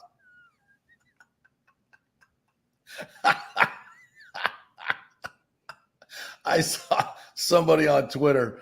If you don't know we'll talk. Our old colleague Jay Retcher. I hate saying things about people not mentioning their name. It's such a cowardly way to do it. But he put himself out there. Put a big video out there, and just didn't realize that sports radio in other markets is just a little bit different. And he's not going to be well received in other markets. But please, folks, don't think that that's the best that we have to offer here in sports radio. It's not. We've got better shows. Even over there, we've got better shows, and there's a lot of folks over there that I love. A lot of folks I love, some not so much. But when you put yourself out there like that, like we do on a daily basis, you're going to put yourself up for criticism. I liked our response better. I thought it was a little bit more creative.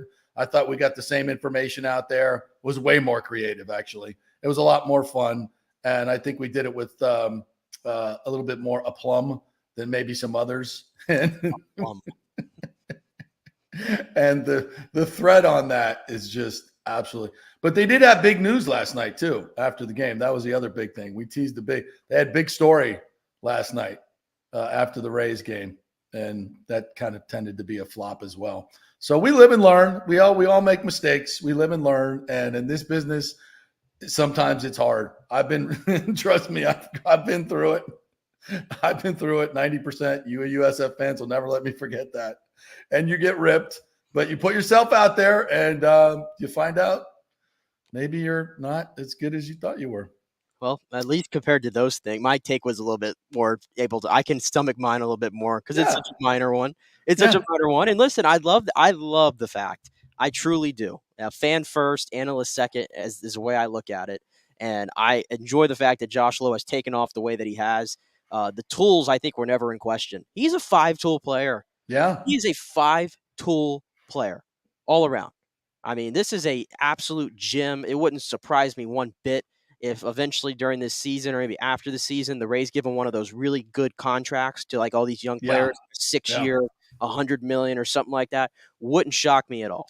And I who he reminds me of is Kyle Tucker.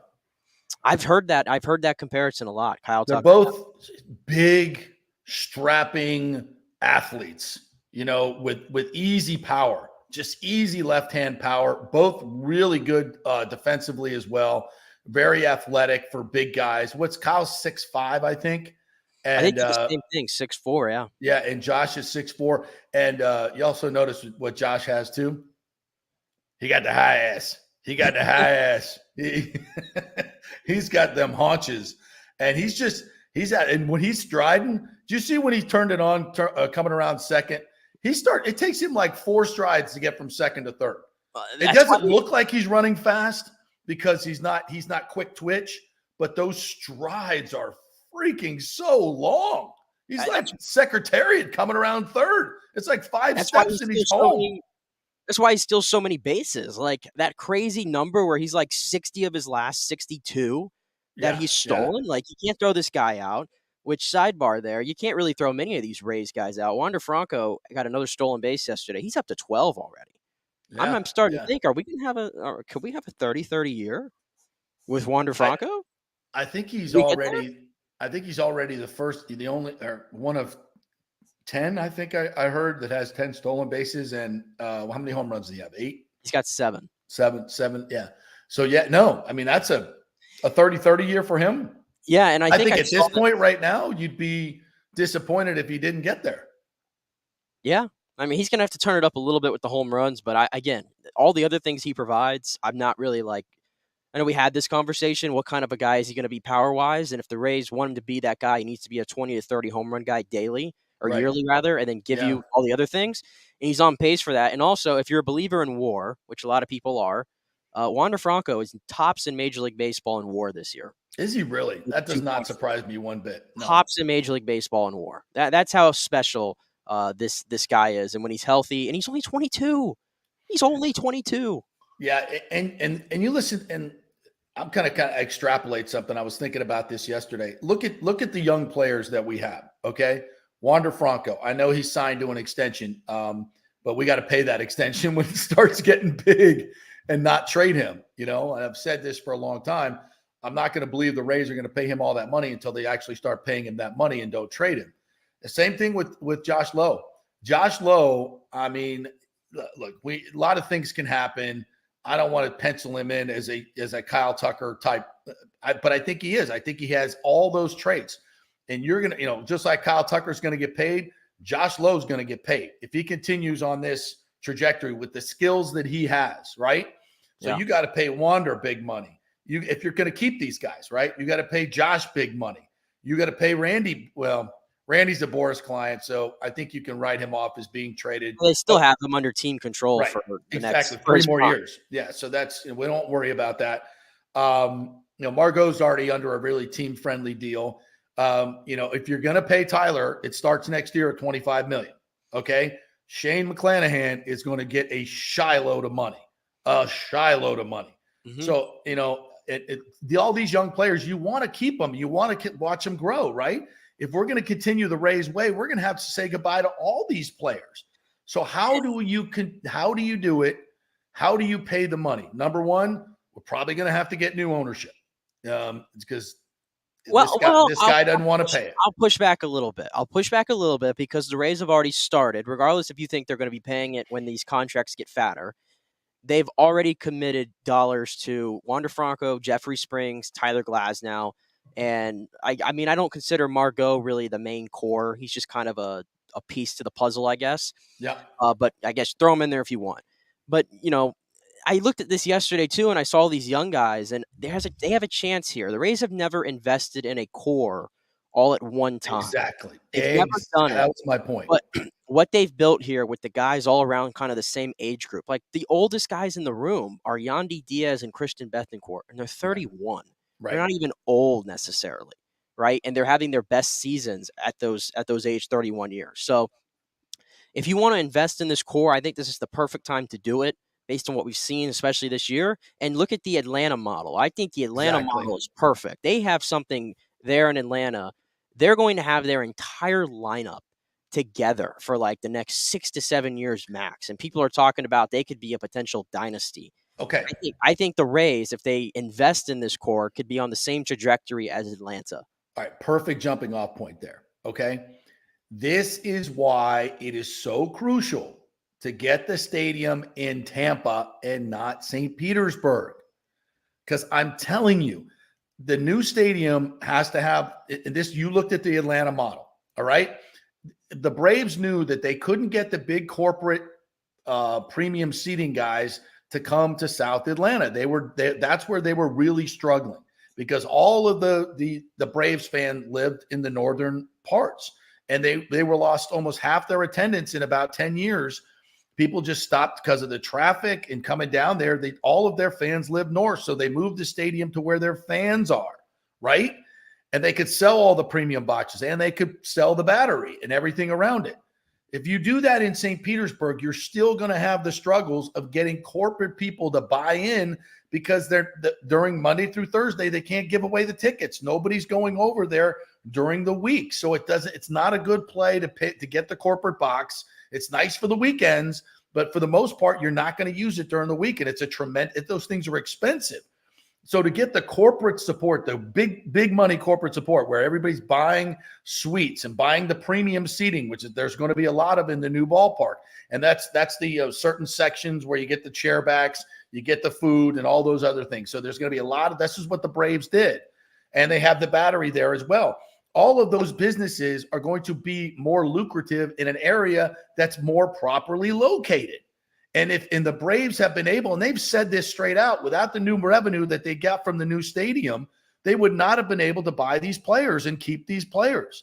And if you do it in St. Pete, short term, Stu gets a lot of money, sells the team, but long term, you're strapped with a place where you can't sell these big premium boxes because it's not conducive for people to come over during the week.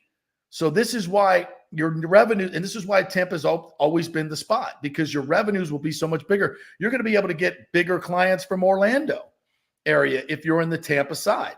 And obviously all the Tampa businesses, and most of the businesses are hubbed in downtown Tampa in the West Shore area, and more moving into Midtown as well. This is where all the growth is, right? So that's why it is so crucial. If you want to be able to pay Wander Franco when he gets to the big money, and Tyler Glasnow and Shane McClanahan and Rasmussen and Josh Lowe, these young players, if you want to be able to keep that core together, which is what we want as Rays fans, right? This is what we want. So, this St. Pete thing is only a good deal for Stu and maybe the mayor, but everybody else, no. If you're a Rays fan, you can't start saying, well, if they build it in St. Pete, fine, they're not leaving. They're not leaving anyway. They're not going to Orlando, folks. That is, you can write all you want about Orlando. There's not one person with political power in Orlando that even thinks about giving $1 billion to build a baseball stadium. It's not going to happen. And they don't even have an ownership group that's going to have to pay a $2 billion expansion fee. Orlando is a non-factor in this. Nashville is getting that team on the East Coast. You book it, it's done.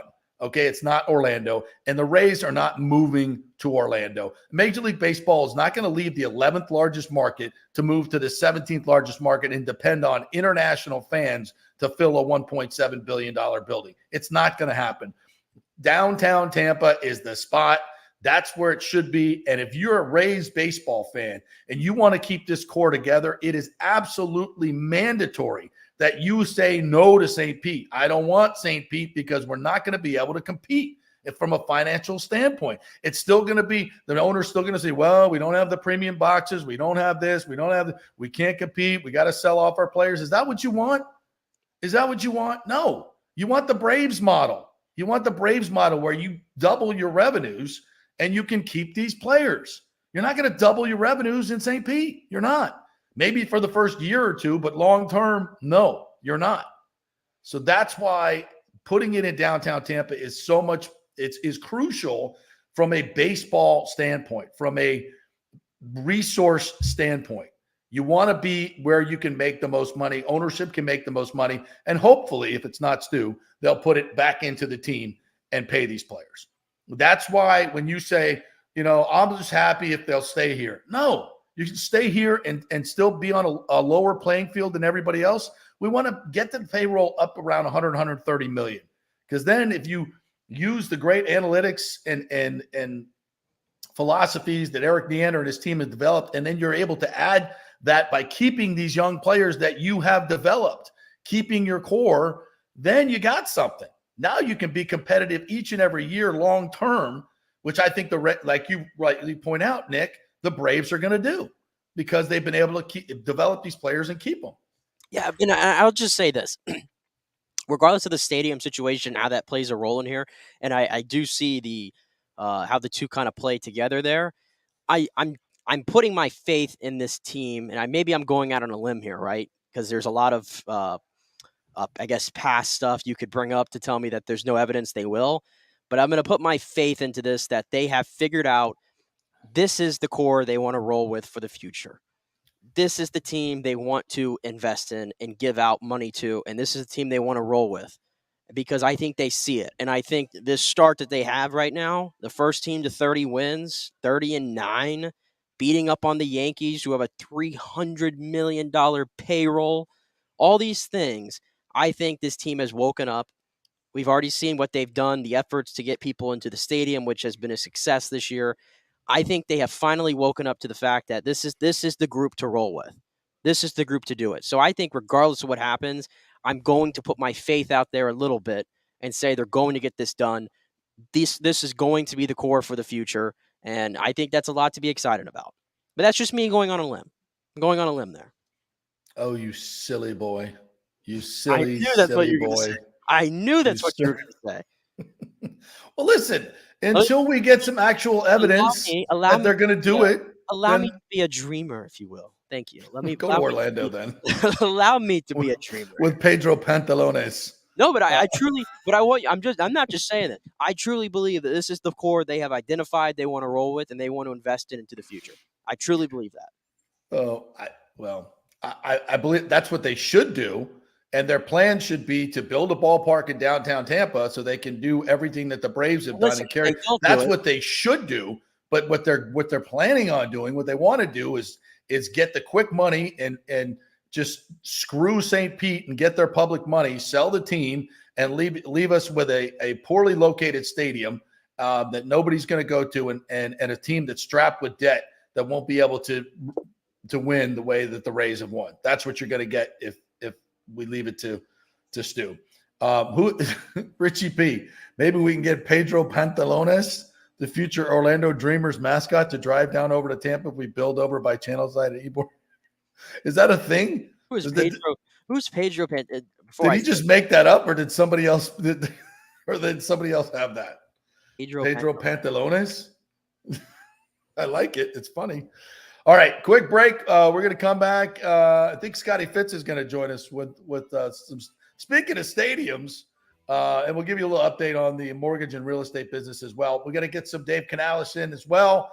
Talk some more Buccaneers as their rookie mini camp starts today, and we'll touch on the playoffs as well. Quick break here. We're brought to you by the Golden Diamond Source, Italiano Insurance, and American Mortgage Services. Stay with us.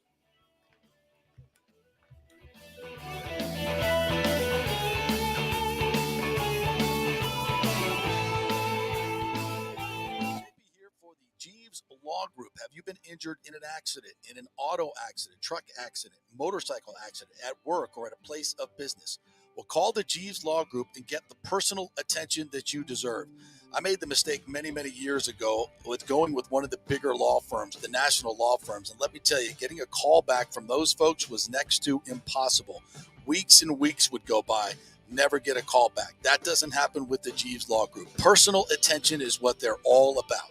When you call the Jeeves Law Group, you will be part of the family. They will represent you in a vigorous and aggressive way against the insurance companies. These larger companies will promise bigger settlements, but it's the Jeeves Law Group that will get you the best results. If you're tired of dealing with these bigger law firms, check out the Jeeves Law Group. Go to JeevesLawGroup.com, tell them JP sent you, get a free consultation. It's the Jeeves Law Group. Scott Jeeves has been representing clients in the Tampa Bay area for over 25 years. Give them a call. It's a free call, 727-894-2929, 727-894-2929, or go to JeevesLawGroup.com.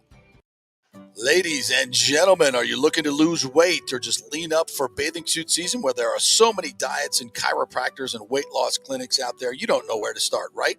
We'll start at Bay Area Modern Medical Center. Chris Lugo, PA, and his professional staff will devise a personal plan for you that gets results and will help you keep the weight off. Everybody metabolizes food and supplements differently. Many of these other approaches are designed for the masses. So how's that going to work for you specifically? It's not. Chris will spend one-on-one time with you to find out what works best for you so the weight comes off safely without the use of harmful drugs and side effects. Call 844-977-3477 or go to BAMMC.com. Tell them JP sent you for priority scheduling.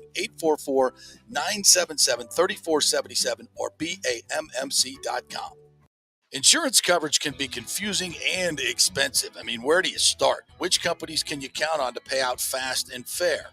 Well, call the great folks at Italiano Insurance. It's a family-owned business. Jeff and Nat Italiano are carrying on the 60-year-plus tradition of giving amazing customer service and giving back to the community through their annual backpack drive for needy students and their support of the local pediatric cancer patients. But it's the customer service that sets them apart.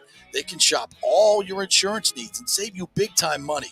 Don't hop on the internet and waste time looking at some bogus reviews. Talk to knowledgeable agents and not some voice-generated robot. These are confusing times for homeowners, and Italiano's team of experienced professionals can provide the right coverage for every situation: home, auto, business, life. It's Italiano for all the pieces of your life. Call 813-877-7799 or go to ItalianoInsurance.com. During COVID, over 1.7 million people were added to the Florida Medicaid rolls, but as of April 1st, 2023, most of these people may not be eligible for the Medicaid coverage and will lose their health plan. If you have been notified you are losing your coverage, don't freak out. It's very likely you can apply for a federal subsidy under the Affordable Care Act. Just call 877-652-0244. Our representatives will walk you through the whole process, get some basic information on your income, number of kids, and then they'll find a plan that best fits your needs. In fact, with the new laws, 90% of Americans qualify for reduced or free health care. You can select great plans like Florida Blue. That's my carrier. Love them. Paying $800 left after making the call. 877-652-0244. Our highly trained professionals know all the intricacies of the new laws. They will do all the work. You save tons of money. So if you're being dropped from Medicaid, fear not. Call 877-652-0244. Get real health insurance, free doctor visits, free blood work, no deductibles. 877-652-0244. Pure sports. JP is back on. Welcome back. FanStream Sports. All right, welcome back to the JP Peterson Show, brought to you by the great folks at the Golden Diamond Source. By the way, congratulations to Julie and Steve Weintraub, who were at the White House yesterday. I'm sure that was fun, as they got the Mort Harris Small Business Award, and they picked that up in Washington, D.C. at the White House. What a prestigious award for one of the great small businesses in America, the Golden Diamond Source. So a great congratulations to Julie and Steve Weintraub. And, of course, Mother's Day is coming up. If you have not purchased anything for your mama, you better get on it and get over to the Golden Diamond Source and find her something shiny. And if you're married, your mama gets something and your wife gets something too. So don't screw that up. So thanks for the advice there. Well, you don't have to give Casey anything. She's not a mom yet. Yeah, that felt weird. By the way, also too, if you're getting a gift for your mom, I'm just pointing this out because I was in Walgreens yesterday. Who gets their mom a stuffed bear for Mother's Day? Yeah, that's weird. I've never. Why are you getting your mom a stuffed bear? That's weird. Yeah, I would not. No, that's incredibly weird. That's a hard no. Your mother should not want a stuffed animal anymore. But like, it's a world. If I gave that to my mom, I'm sure she would probably say thanks, and then in about 30 minutes, it'd become the dog's new toy, probably. See, Roxy was so easy to shop for. Like a handle of Skull, 2 cartons of Marlboros, she's good to go. I mean, it was easy. And if I got her anything different, there was hell to pay. You mean to tell me, Roxy? What are you talking about? You giving me a gold chain that you fished out of the filter over there at the water park? No, go get me some vodka and cigarettes now. Hold on. Go see the Indians. Roxy was putting Skull. Was on Skull? Not Skull vodka, not Skull. No, I know. The tobacco. Oh, yeah. Chewing tobacco. No, she was Skull vodka. Skull vodka. Okay, I don't even know what that is. It's really bad vodka. It's really cheap, bad vodka that you only buy in the fraternity houses. Okay. The old Rox would take it and fill up the Absolute or the Stoli bottle with the Skull. Nobody knew the difference. Except it just burned all the way down. Like that's like the Kirkland vodka. Have you ever had it before? No, I'm not. Oh my gosh! Every time I go to one of these events, like with Casey's friends, they think it's cool to get this huge thing of Kirkland vodka, clear Absolute vodka. Now Kirkland's not a bad brand. The worst I have ever had in my life. The vodka's not good. The vodka is awful. Yeah, the vodka, you can always tell good vodka by the way it goes down and the bite to it. Like good vodka is smooth. Yeah. It's like it doesn't burn going down. It has if it's good vodka, it has kind of a good pasta taste to it. At least that's that's a very rudimentary way of saying it. Other people will talk about the notes in the vodka, whatever. So that to me is, and then of course the ultimate test is the hangover. Like for me, this Good Boy vodka, by the way, I think I need to get some of that out and show it to you. The Good Boy vodka, it's a new vodka coming out of the market. I've been drinking a little bit of that, and my God, is it smooth. It is so good going down and so smooth. And they got these John Daly's. It's iced tea and vodka, and they're already pre-mixed. It's called Good Boy, and then John Daly's coming out. He's one of the investors. Phenomenal. It is so good. Ashley loves them, and she doesn't like drinking the seltzers. But the tea, it's tea more than seltzer. It's not. Some of those seltzers are so bubbly, and the mass-produced ones, again, have all the preservatives and stuff in it. So they don't work for me. But the Good Boy ones are more, single batch. Much better vodka, and there's like no hangover, zero freaking hangover. That's the test of a good vodka. Is the next day. How are you feeling? How does your gut feel today? And this Good Boy vodka, I will tell you, it is absolutely fantastic. All right, let's get to some of the Dave Canales stuff from a couple days ago because I think it was such good stuff. I wanted to break down some of it. Let's do number 9, where they stand with the playbook. Number 8. Number 8, if you have that ready for me, my friend. Dave Canales, new offensive coordinator. Shoot. The variations of the different plays, and what we try to focus on is we're going through our second iteration of the core. So our core runs, core protections, core pass concepts. They've gotten like the simplest, most vanilla formation possible. With just some of the things I know we're going to call. And that's the thing that as a coaching staff we talked about was, all right, before I introduce all these concepts to you, let me prove it to you that they worked. And so I was going through it, and some things that we considered our babies in Seattle, we called it twice in 3 years. So I couldn't really justify some of those. But yeah, we're pretty far away from having the full complement. But again, the whole thought process coming into this offseason was I just have to keep reminding myself, don't rush it. Don't rush anything. And like the litmus test is really the offensive line. And I've gotten really good feedback from the guys where they're saying they don't feel overtaxed right now. They feel like they have a good command of what we're doing.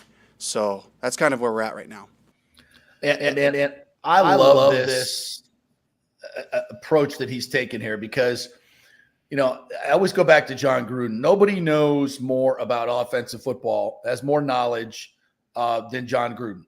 And John would expect everybody in his offense, he had very high standards, and everybody to know the checks, to know everything that he knew, the philosophies of every single play. There was so much verbiage in the offense. The playbook was ridiculously thick, and more is not always better.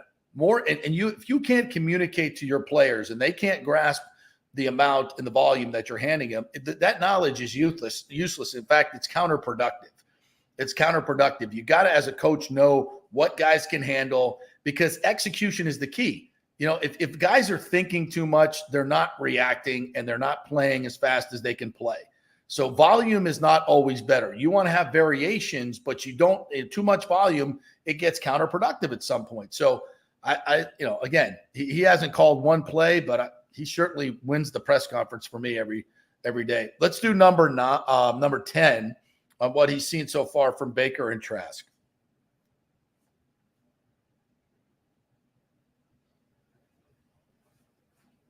Baker, what's cool about him is he's got a ton of game experience. So there's a lot of conversations happening about things that he did or saw or did this in games. With Kyle, what's cool is you do see, like, you know, just talking about being around Tom for 2 years, you see his tempo and control and his drop mimicking a guy that was the greatest of all time. And it's like, okay, he's got a great starting point. You know, if you were going to play behind somebody, like who better than in that frame, that 6'5" frame, you know? And so I really, and then honestly, like the guys are both plenty smart enough to handle any of our alerts or our checks, getting us to the right types of plays. So I've seen that. And then I also see two guys where I walk into the room in the mornings, they're already in there. They're talking. They got their books out. They're watching a game. So they're already cohesive in that nature. You know, they just kind of are doing really well together. You know, we just signed John Walford too, which is a huge get for me because he walks in. He's the smartest guy in the room day one. He's really dialed in, excited about the opportunity. Just moved to Miami, so he's like, couldn't be a better situation for he and his wife. And so I'm excited for him to bring that value. He's played games, you know, and he really knows our system. There's a lot of good carryover from what they did at the Rams to what we were doing the last 2 years in Seattle. So it's a great room. Man, love it. That's another instance where you can see how detailed he is with each and every player and what he notices, what they're doing right, what they're doing wrong. Very complimentary, obviously, on what they're doing right. And I just love the feel of and hearing what they're saying about Trask. And if you've seen some of the video, boy, Trask looks super lean, super athletic. I shouldn't say super athletic for him. And I think we've kind of poo-pooed his athleticism, and I'm not sure that's fair. The kid looks like he's moving around great. Ball release, you know, this is all underwear football, so it is what it is. But if you haven't seen Trask in a long time, it's kind of good to see that level of it. And I was in talking to Jason Light yesterday. You know, he couldn't say enough good things about both those guys, and is really, really pleased with where they went with their quarterback room and where it's at right now. You know, obviously, and he said, you know, we certainly considered Derek Carr. We looked at it, but, you know, just from a financial standpoint, we didn't think making that type of commitment at this point, boy, it really would have locked them into doing a lot of not being able to do a lot of things with other players. And that's key. And, you know, it'd be great to have, would Derek Carr be a better player week one than Baker Mayfield? Yeah, of course he would. Kyle Trask, absolutely. Is that best, though, for the future of this team? That's the question.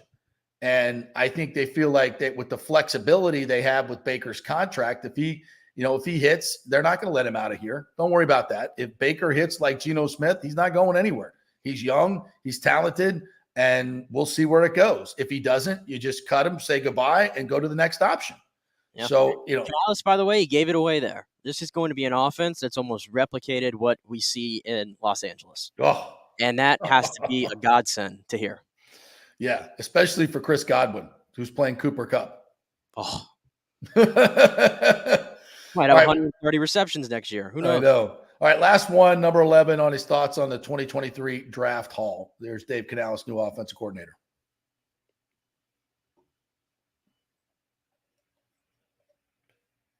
Just his tenacity in the run game, his athleticism. He truly could play all 5 spots on the offensive line. He's got that kind of talent. He lacks a little bit of that, huge size element that you really want for some of the positions, but he's so versatile. He's a fantastic player. Payne Durham, guy we really loved through the process. Huge frame, great catch radius. Most tight ends in the NFL are covered, okay, except for Kelsey, Kittle, Raiders guy, what's his name? Waller. A couple of those guys who really can run away and separate. Everybody else is going to be covered. It's the guys who have those subtle things at the top. He's got that. So we're really excited about that. And then Trey Palmer, fantastic get for us in our system. We would target guys like Trey. Big, strong, and fast. He'll contribute on teams. He'll stretch the field. He'll play behind one of 2 studs, and he's going to learn from them. We just love getting our hands on that physical type of prospect. And the same with Raheem Jarrett. Just big, physical, really intelligent, really excited to see what he does. Also, who am I missing? Sean Tucker from Syracuse. Fantastic runner. Reminds me of Thomas Rawls, who we got in the 7th round in Seattle. Played great for us for a while, but has that physical run style that we loved, that we're going to love here. He's going to bring a little punch and attitude, too, to what we do. See, who else am I missing here? Any other undrafted guys? What about Kate Warner, his dad? Oh, yeah, fantastic, right? So, I mean, who's caught more balls than him? So, Dad's a former quarterback, and we're excited to get him in here and let him compete, with the rest of the group. So there's a little taste of some of the other players and what they'll be looking for. All right, quick break. When we come back, we'll finish up with our man, Scotty Fitzgerald, who's got a great stadium story for you. You don't want to miss this. And we'll give you an update on the latest in the real estate market. Quick break, then we'll finish it up on this Friday.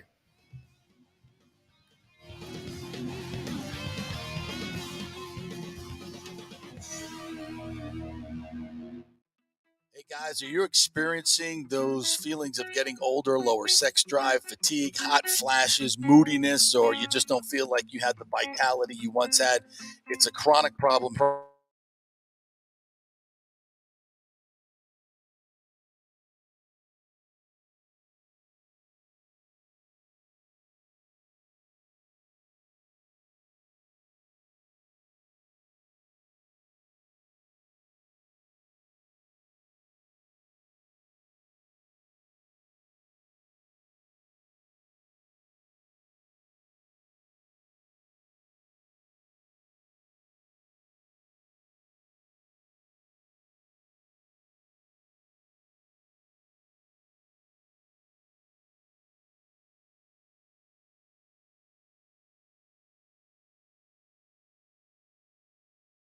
At 844-977-3477 or go to BAMMC.com. Tell them JP sent you for priority scheduling. That's 844-977-3477 or BAMMC.com. Ladies and gentlemen, Let's rock. This is FanStream Sports with JP. As we head into the weekend, we got Rays, Yankees.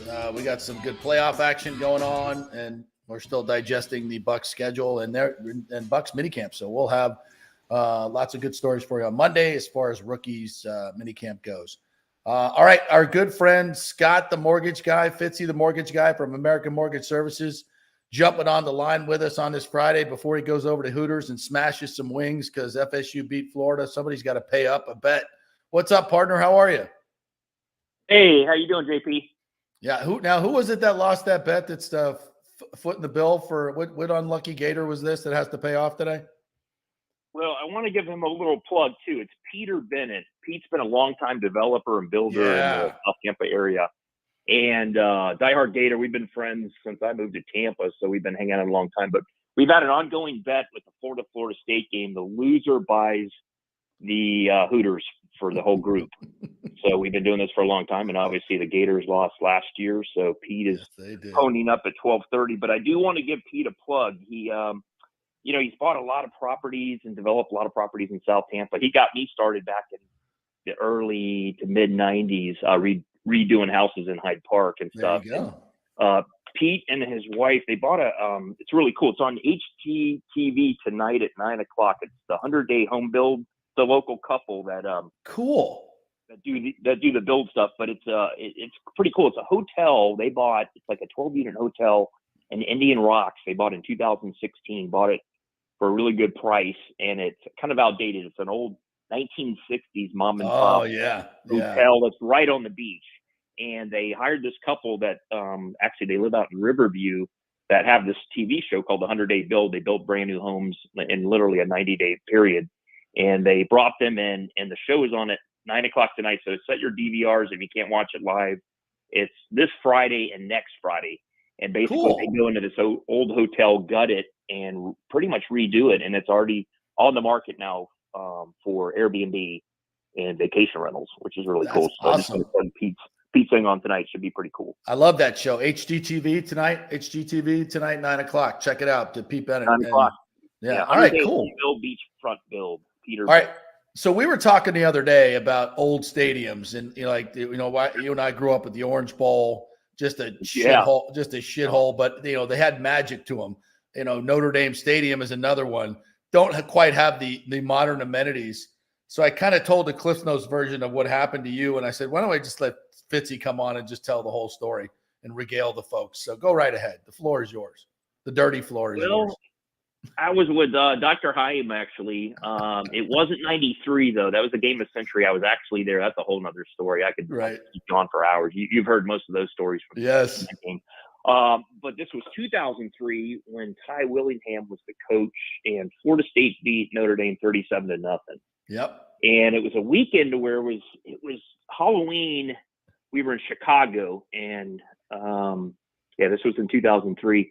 So we tore it up that night. And a lot of red meat and vodka and bourbon. And we just tore up Chicago. And then we all piled in a car and drove to South Bend on Saturday, just completely hungover and not feeling too good. We did a little tailgate and stuff. And I think it was like a later evening game, maybe like a 4:30 game. Right. And so I don't know if it was just all the liquor, all the food. Usually I'm pretty controllable with having to do a deuce out in public, but unfortunately I'm with Dr. Haim, and there's a line of about 100 guys in Notre Dame Stadium. I guess it's the bathroom's kind of like an old prison. Yeah, never been to prison, but I can just imagine you've got all the stalls, and literally there's 2 or 3 actual toilets. There's no stalls. They're out in the open, so there's no dividers. No dividers. Just open toilets. Yeah. You got to take a deuce. So I literally, in front of 100 guys, I had to raise my hands, apologize to everybody that I just this is an emergency. I need to sit down. So God bless. And I literally, with no cover, just sat there and took a deuce at Notre Dame Stadium. So not proud of it, but the heretofore known as the dump of shame. That is now known as the dump of shame. Dump of shame, Notre Dame Stadium. Well, and I told this story. There's no dividers at the urinals and the outfield at the Rays Stadium, the Tropicana Field. So I had one dude who who's well-known drunk, and he pulled up next to me at the stall, and I said, "Hey, what's up?" And he turns to me with his junk in hand and just sprays me because there's no divider. I'm like, dude, what are you doing, you drunk? So yeah, you either have the sprayer or you got the meat gazer. You got to be careful with that. Both of those type people kind of, and that's why you need privacy. That's why you. This is why you need modern amenities in a stadium, people. We do not want this happening. Absolutely. Come on. All right, listen, we got 2 minutes left. Give me a quick update on the market. What's going on with mortgages? If somebody needs to buy a home, what's happening? I would say if you plan on buying in the next year, give me a call soon. You want to be prepared and have all your ducks in a row. Ask all the questions. Hey, will this prevent me from getting financing if I switch jobs or, if I plan on selling the house. The good news is it looks like inflation is finally looks like they finally figured out how to tame inflation. So we're going to start seeing interest rates start going back down again, which is a really good sign. Now, when that happens, it's going to be a lot of things. We're going to be doing a lot of people are going to be refinancing to pay off all the debt they've incurred with credit cards and paying off the renovation loans and all that kind of stuff out there.